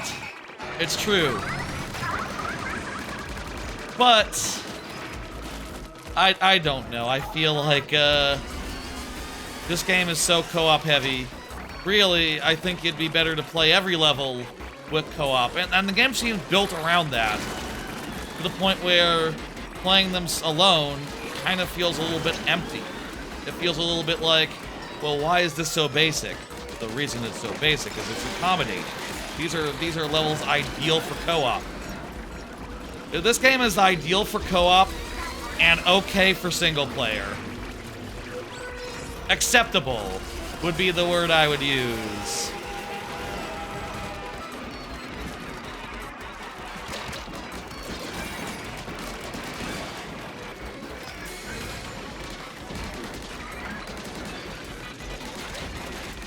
Yeah, no, if I... Hang on, sometimes I'm dashing over it. Let's dash... Nope, I dashed over it and I took a bunch of damage. I feel like sometimes I'm dashing over and not taking damage, but I don't know. Yeah, no, this weapon is a really bad choice for this mission. Honestly, that's liability might be real bad in general. I mean, how often are you gonna know, like, oh, shockwave guys are going to be here? Probably every level has some enemy with a pattern that's going to force you to jump. Like, that's just one of the most basic gameplay things that they can do in this game, so why wouldn't they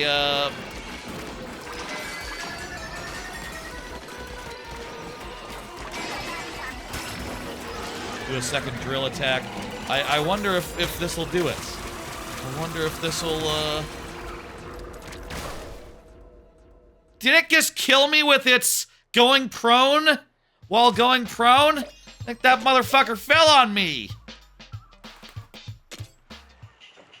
Hey, that blows. Also, because I was in danger mode, I was slow, so I really didn't have the speed to dodge.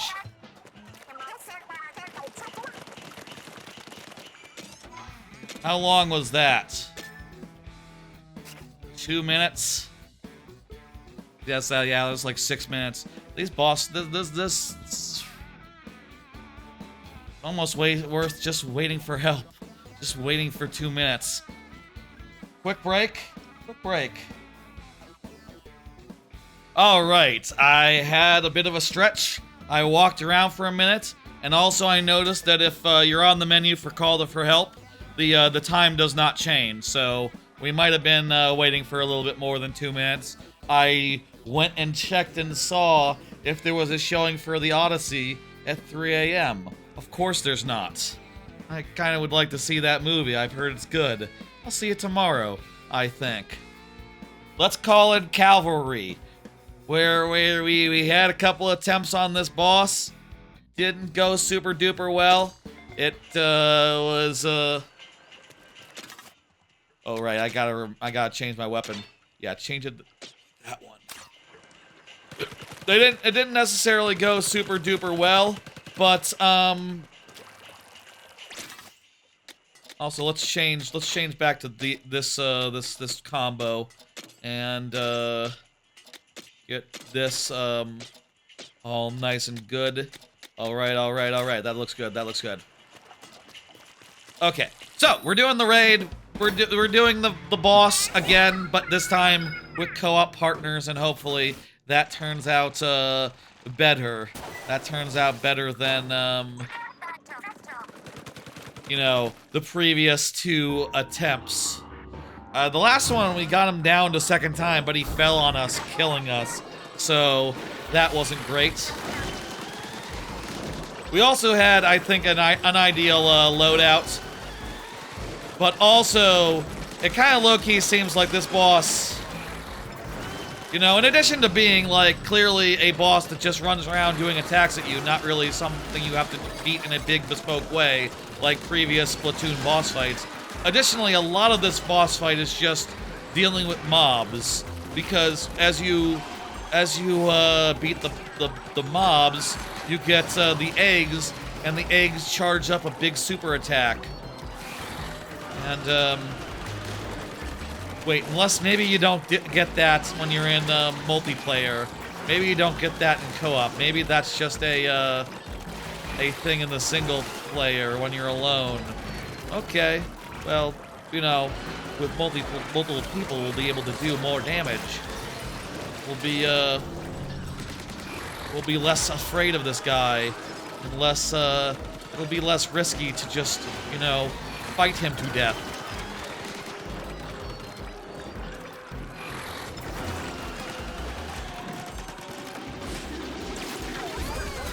Yeah, I guess I'll say if the goal is to do damage on him rather than the mobs. Oh, okay, there we go. Now we have the thing. Okay, yeah, so there's the... Oh, shit. How many lives do we have? We have 5 shared between us, I think.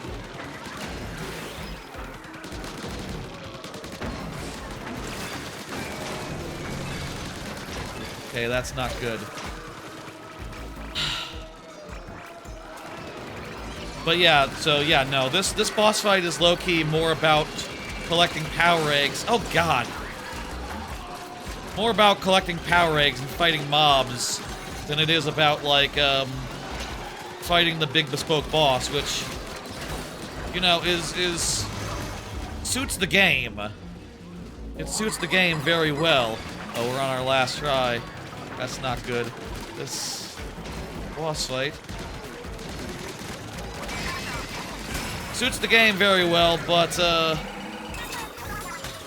it is I like big bespoke bosses. I like bosses best when they are, like, you know, not just patterns to avoid, but also you beat them and they change the gameplay in significant ways. In addition to having, like, you know, patterns to avoid and all that. Like, in addition to patterns to avoid, there's gotta be, like, a trick to beating them. And, this has patterns to avoid, but no tricks. Kind of, annoying when a raid has failed because someone else died, but I did die 2 times there, so I made... I had more than my share of the deaths there.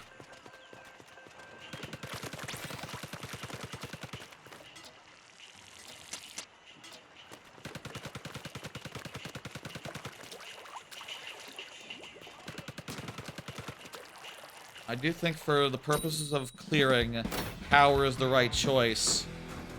It would also be cool if you could bring, you know... I think if you call...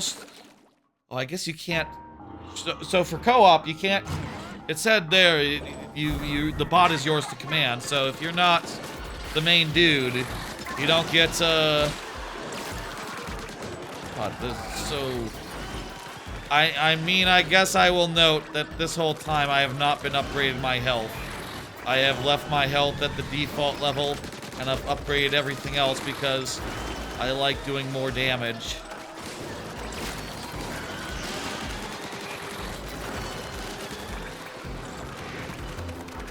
I like doing more damage, so that was my decision. And maybe I'm squishier as a result. How much difference would 10% health make, though? Not that much. If it's just 10... Faster, you know... Doing more damage gets you out of harm's way faster anyway.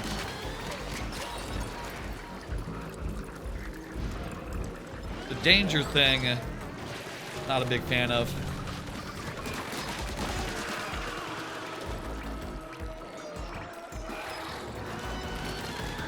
Maybe that's how it's always worked, but it hasn't been as explicit, you know? Like, I've always felt like, I mean, I think I remember it being like that, a little bit like that before, where you're like, oh god, you know, you're clearly about to die. But I always thought that, like, once you recovered, like, a little bit of health, you actually recovered a little bit of health. I didn't really realize that I continued to be so close to death for so long. Like, that just feels ridiculous now that it's, like, out in the open. Maybe that's just a thing where it's like, yeah, well, they didn't really tell you about how that worked before, so you really didn't know that it was exactly this way before, but it was exactly this way before.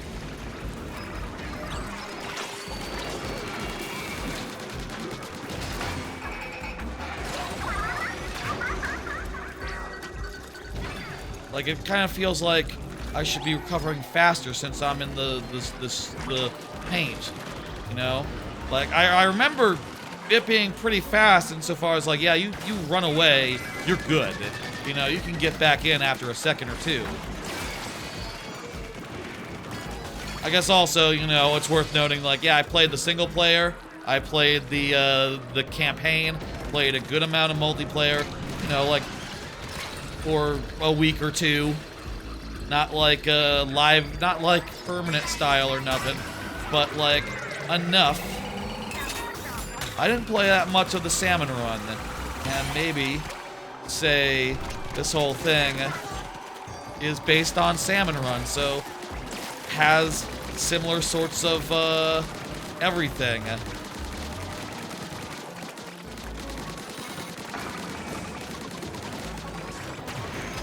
Okay, well, we got him down once, and we're not as ahead as we were after the first down in any of the single-player attempts, so that's fun.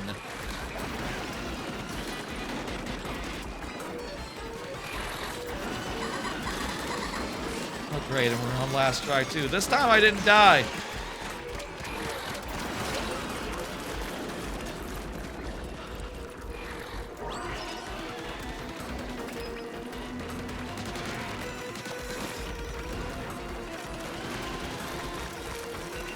Wish there was a way to recover that. You know? Like, these battles are so long for you to lose it all in, to lose it. And I guess that's part of the appeal of these games, you know, you keep on trying. I kind of need to get in close to use my fucking attack. And I just immediately take all my health, like, just in 2 seconds. Again, I did not invest in health. That might have been my mistake.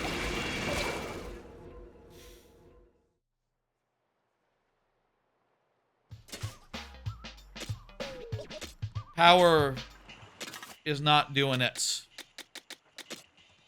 Go back to strategist and tactician, whatever it's called, and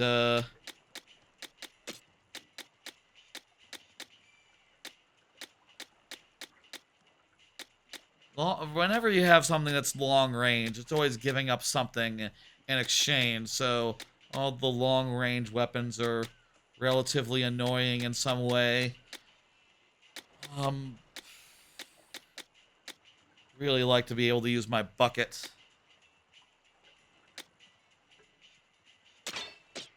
Give this a shot. Fuck it. The best weapon, best weapon.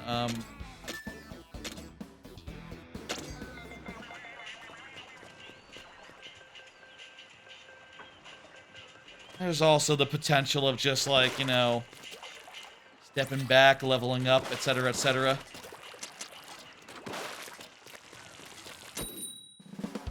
You can't help, though, if other people die. You just can't help that.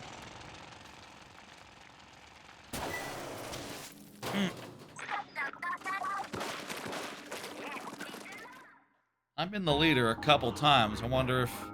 No, we already established that, it's definitely giving us actual people, considering it can actually give us just 2 or 1 or randomly for no reason. Unless that's, like, based on the level. Maybe some levels cannot be done with, like, 3. That's probably not it, because actually you can have up to 4 in co-op, so how would that work? I'm gonna focus on the little guys. I think we already lost one. Oh fuck.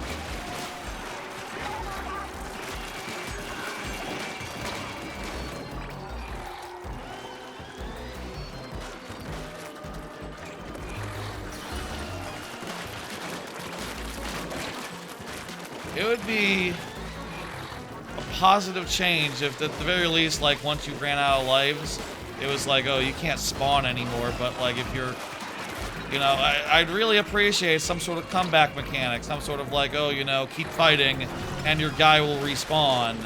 Or, like, you know, it could be the more times you die, the more time gets on everyone's respawn timer. And then, eventually, you know, if everyone is dead at the same time, it's over. And you get that tension. Really hard to account for.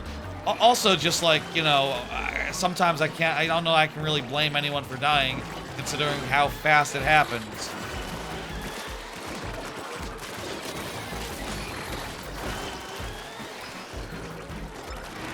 Gotta say, and this is, I will say, on account of its non-bespokeness, I wouldn't be surprised. I do believe it's very possible that this is the least good boss that there's ever been in Splatoon.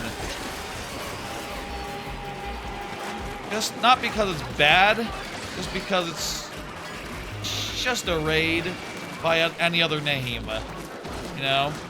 And there's been so many inspired, bespoke, you know? There was a Splatoon boss where it was Mario Sunshine all of a sudden. They did the Manta. I don't remember, like, quite if it was, like, full callback, whatever, but they had the Manta in there from Mario Sunshine, and it was great. It was great seeing that fucking Manta again, that gimmick. The patterns were all cool, they were the focus. In this case, it's just kind of difficult. And a knockout, drag out, and it takes a long time. I mean, I guess that's the format, I guess that's the challenge of it. Not sure how you're supposed to avoid that, honestly. Considering.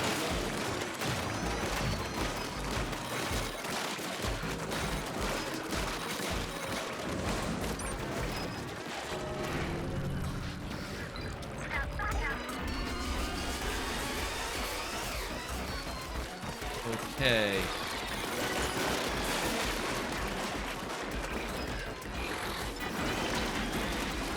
Jeez. And yeah, you just take a lot of damage. Maybe I need to upgrade my health. You know, I got a gear. Instead of putting it into attack, put it into health. That would be a good move. That would help.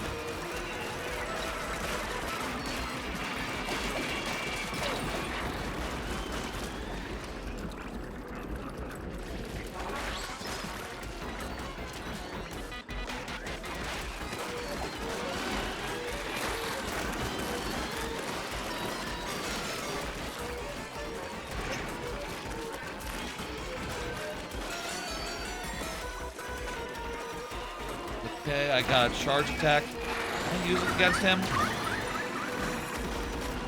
Not bad. That was a big chunk. Alright, it's power egg time. This is working. We only had that one death. It was early on. It hasn't happened for a while now. You know, I do have the double jump, I guess, equipped currently. That is actually helpful for, dodging these fuckers and getting over their shit.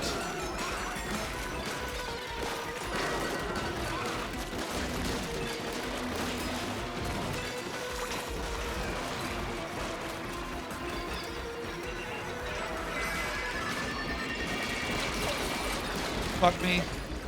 I don't know if I got this. Alright, good. And it's drilling time. All right, this is the second time that this is the first time we actually survived to actually do damage in second drill. Is this it? Is second drill all? Oh, I hope that this is the end.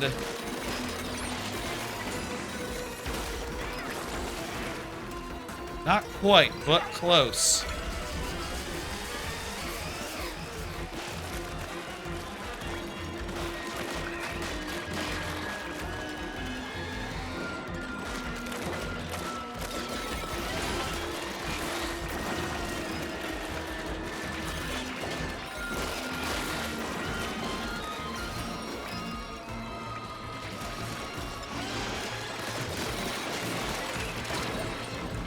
Uh-oh. Fuck! Someone else got splatted too. And there was another one there. We're running a bit low on tries. That's not great. Oh god!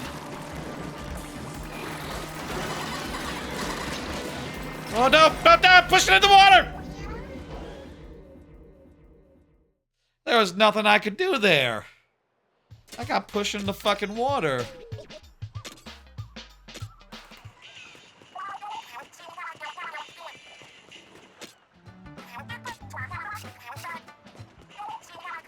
Uh-huh. Let me get myself some HP. Oh, it's 20% per. You know what? That'd be good. I could use 40% more health.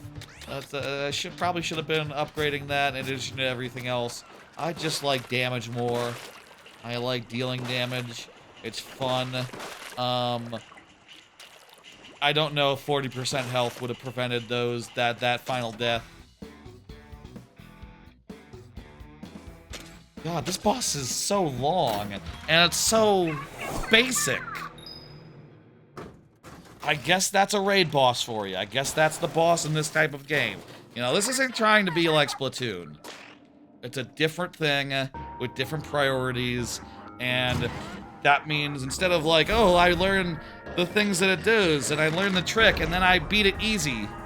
Instead, it's a knockout, drag out every time, and it's mostly just, you know, the same stuff you do in any other level. It's a co-op challenge.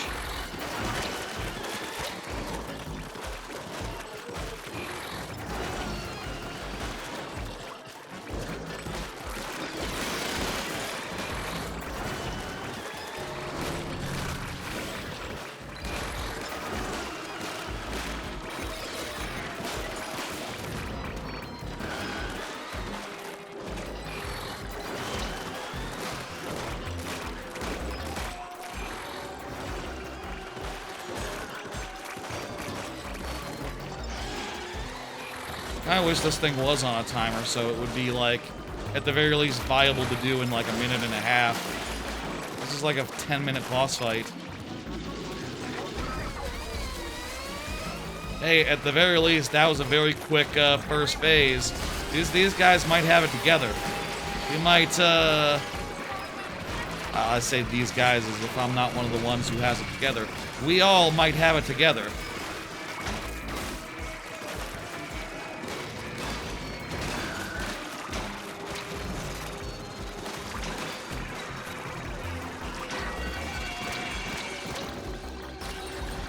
Shit, I got lasered.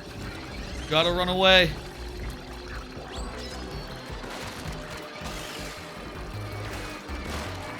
Yeah, I will maintain that like exposing the health bar is feels pretty weird. Just insofar as like, yeah, maybe it has always worked this way where like you were literally one hit away from death, even as you started recovering from that. But it only felt like you were close to death. It didn't feel like you were literally one hit away while you were running away, even if that was literally what was happening. Like, peeking behind the curtain there. Oh. You know what? I forgot to call in the cavalry. I'm just realizing this is a solo run.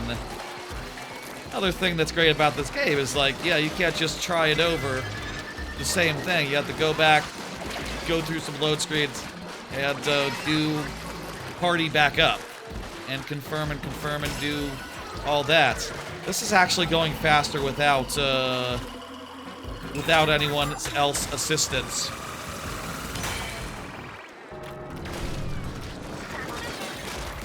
It's just an easier boss fight this way. This might be an easier boss fight this way. Certainly, we're doing more damage. I said earlier, I think these guys know what's up. I was the only guy. I was alone. I think I know what's up. It might be easier sometimes to beat these things alone. Depending on your co-op buddies and how well they're doing. And all that is random, so, you know, good luck. That is something worth noting. I do think overall co-op has been, has helped generally overall. I mean, sometimes it's taken a few co-op rounds to beat something. You know, I failed on single player once and then failed on multiplayer like 3 times before getting it. Maybe if I kept with single, it would have worked out sooner rather than later.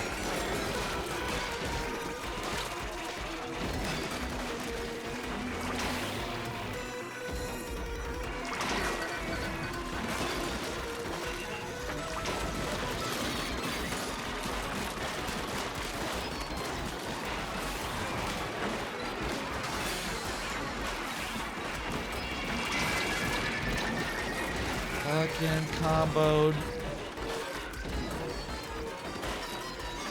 Like, it kind of seems like there's some weird logic insofar as, like, when you can and can't health regen.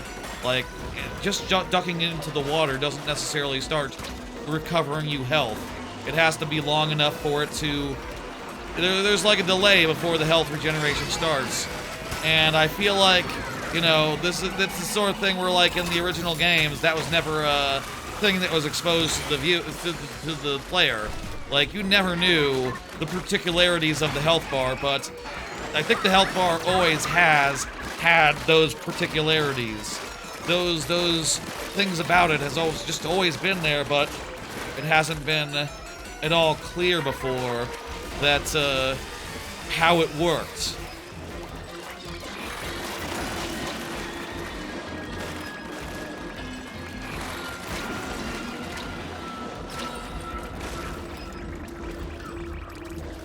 Like, maybe you've always gone into this danger mode, and it's always literally worked exactly like that, but you would have never known, and it didn't feel like that.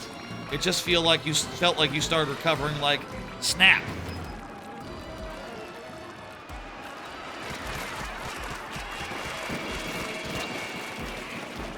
And I'll say, I think I'd rather not know, but the fact that you can upgrade your health in this game, and that is like a relevant factor, means that you need to know, and that means that all these systems have become, have to be exposed to the bright sun, and I think they come out smelling a little weird. They come out being a little bit like, oh, that's weird how it works. Yeah! We did it! Oh, we did it alone. Turns out when, well, when you're alone, you can die 3 times. When you're with a group,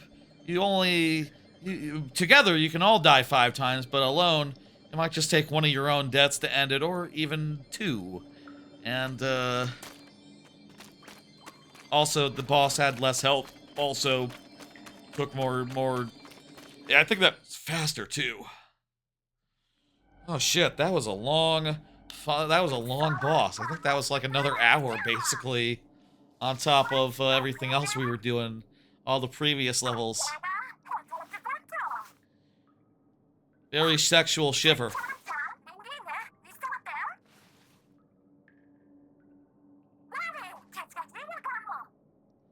Yeah, I don't know what it is. Some sort of artifact. I don't know who we're selling to.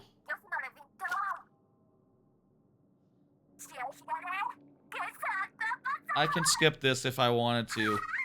I wouldn't mind reading the dialogue, but I would mind just being able to hit, you know, skip to the next line.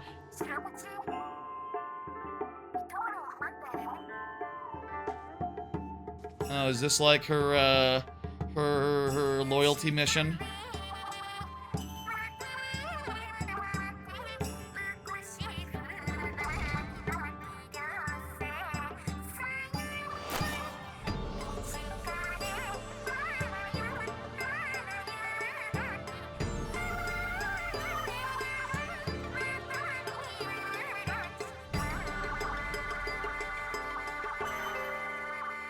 All right.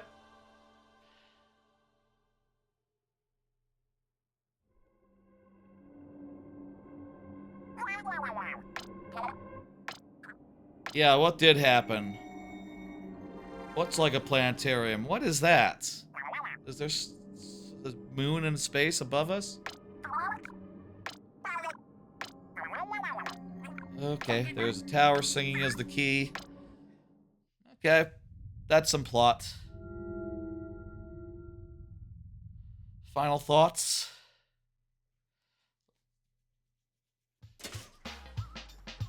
We did it. Mission accomplished. Good lootin'. Got a nice gun and an awkward letter opener. What does that do, you might ask? Well, find out in 2 more screens. Not this screen. This screen! She fills up gauge. Okay.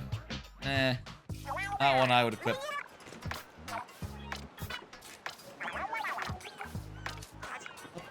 I did bring the thing back. It was alright. Cool, cool. I think in the first game there was only 1 character in the single player.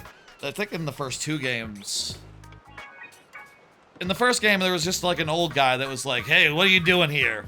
Don't go do those levels. Or he wasn't, no, he was like a military guy. He was like, okay, do those levels. Stat! Just jump in that pot and do it, and that's it. No other plot. Don't need a million lines to explain, go do a level.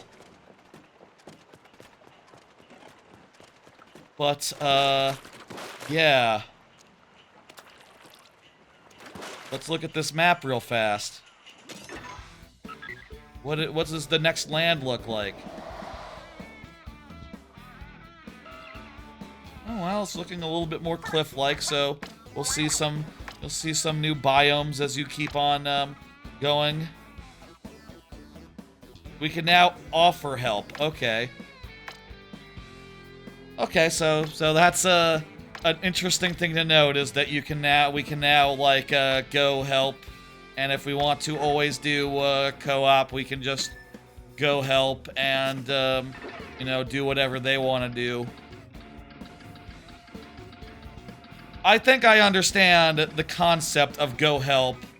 I don't think we necessarily need to go help someone right now and see what happens, see how that works. How has that been working so far with people who are my level coming to our help?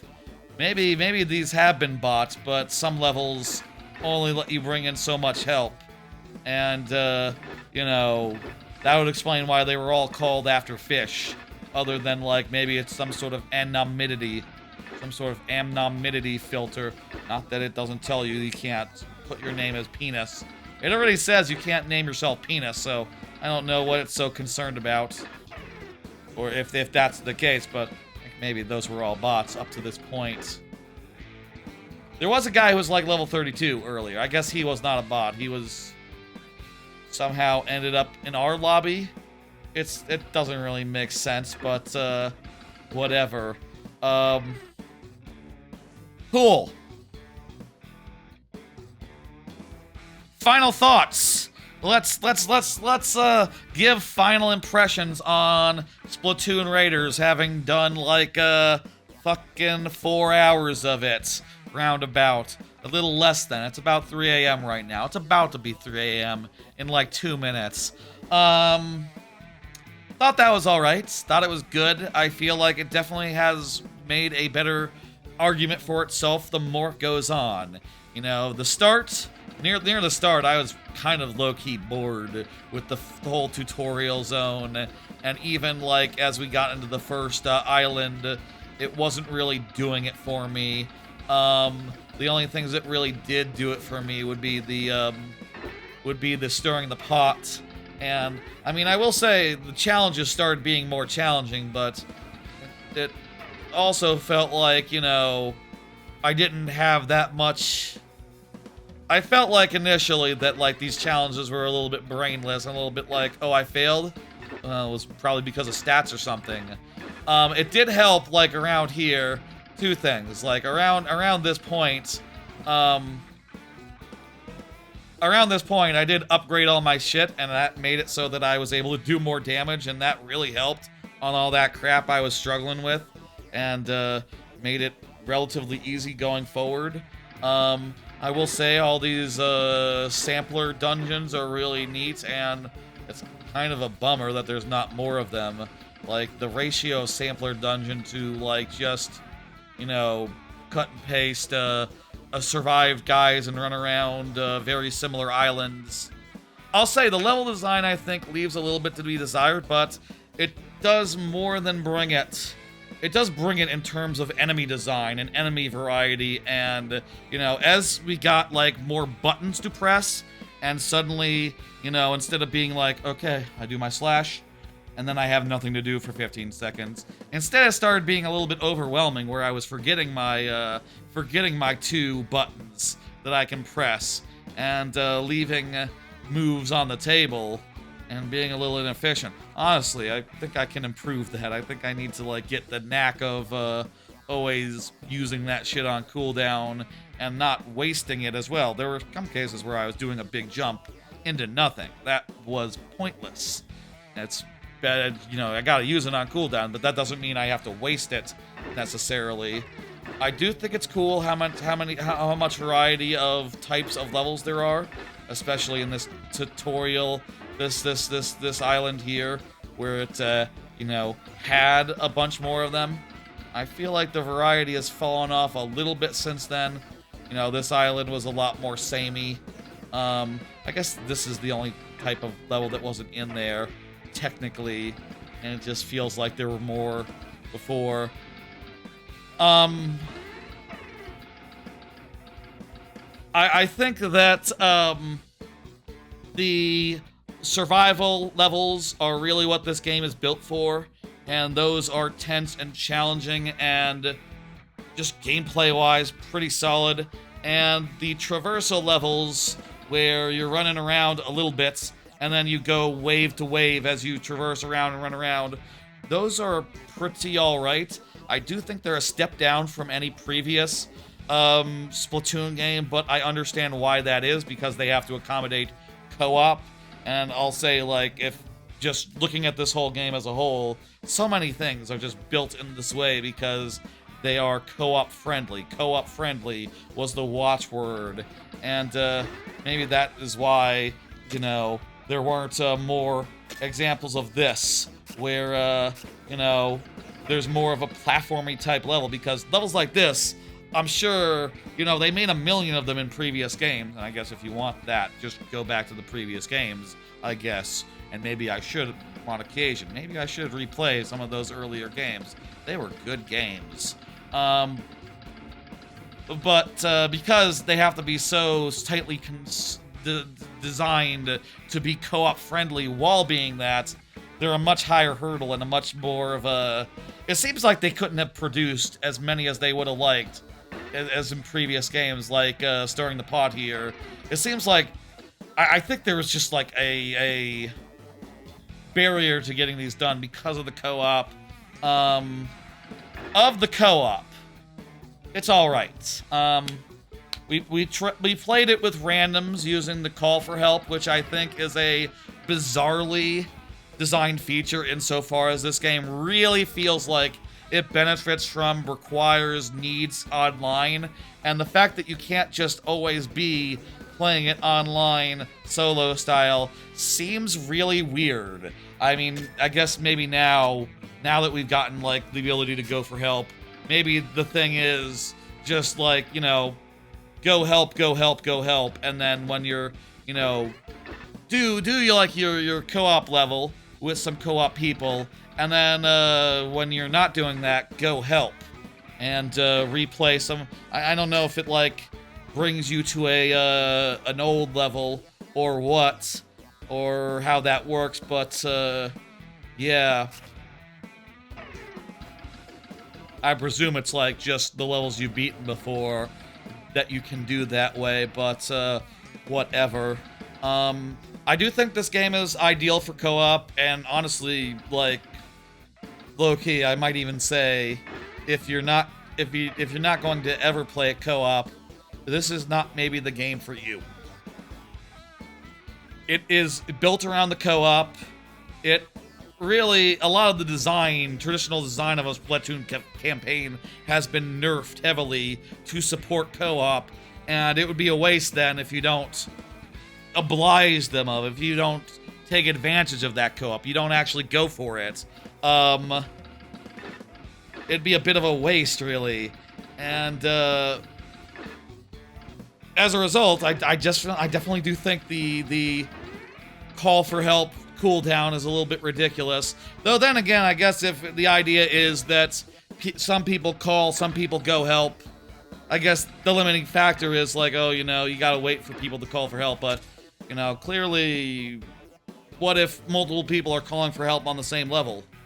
Shouldn't it just be that, you know, they get matched with each other and that's fine?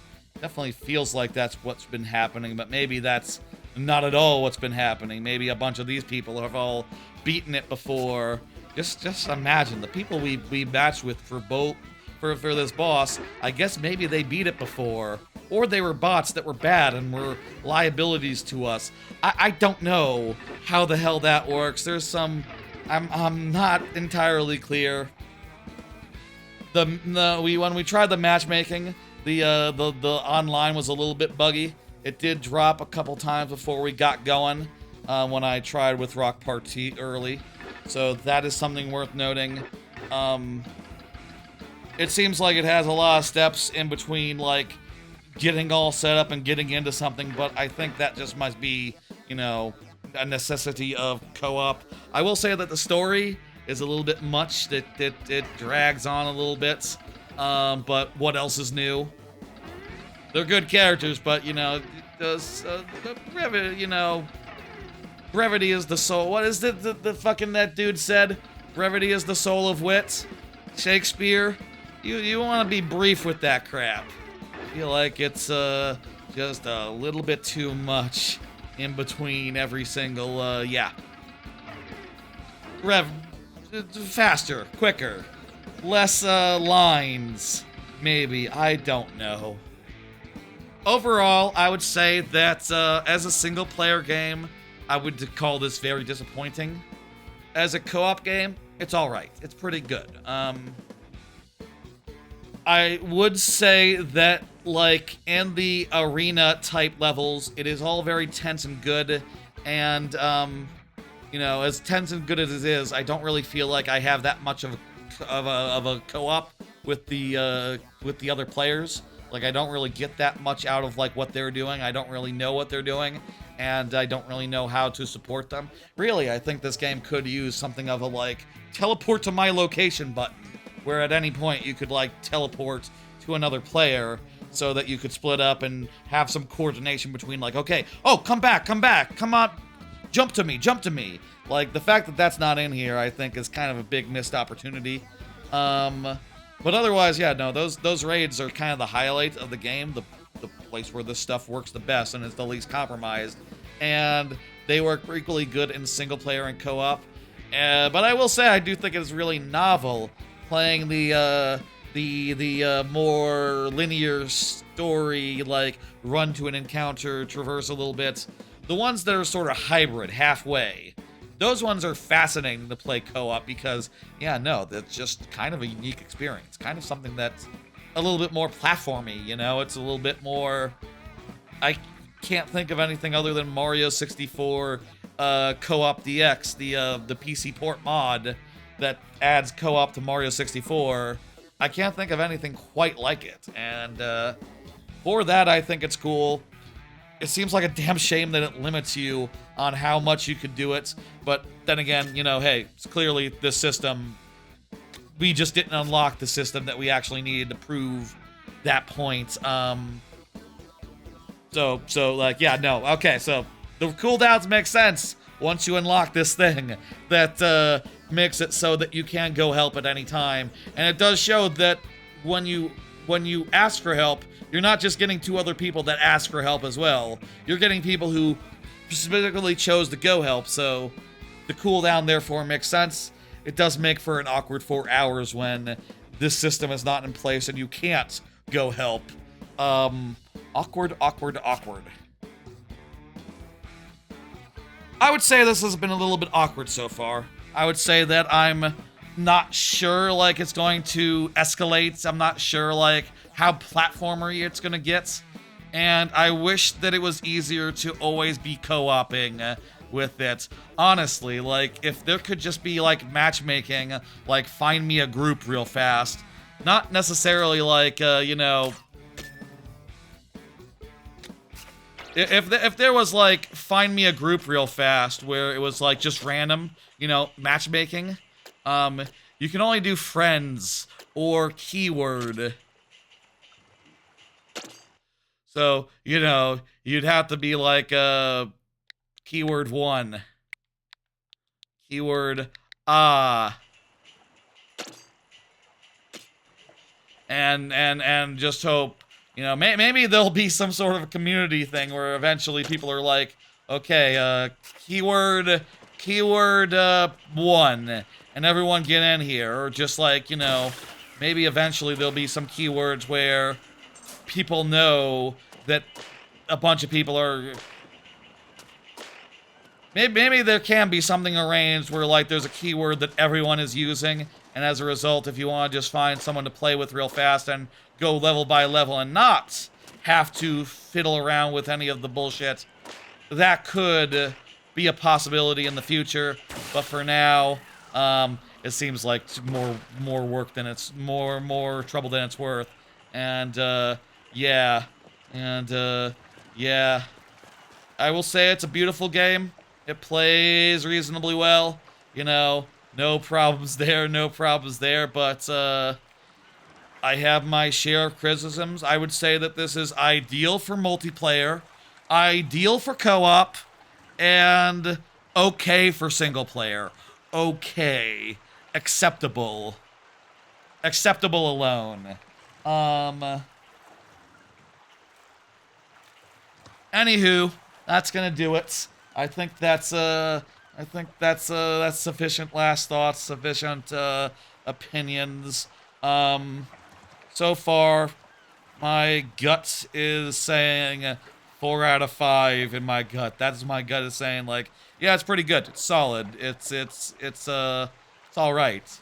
It's pretty fun. It's got a lot going for it. I do think it's a step down from the previous Splatoon games as a mostly single player. So, yeah. Send you to Snowbear, doing viewer levels right now. That'll be the raid. Pull up the schedule. What are we doing? I need to pull up the schedule and tell y'all when I will be back. Friday will be the next stream, viewer levels. And then the 2 days after, on Monday, Sonic 06 will return with Shadow Campaign. Then on Wednesday, about a week from now, I will do a launch day stream of Truckcoon.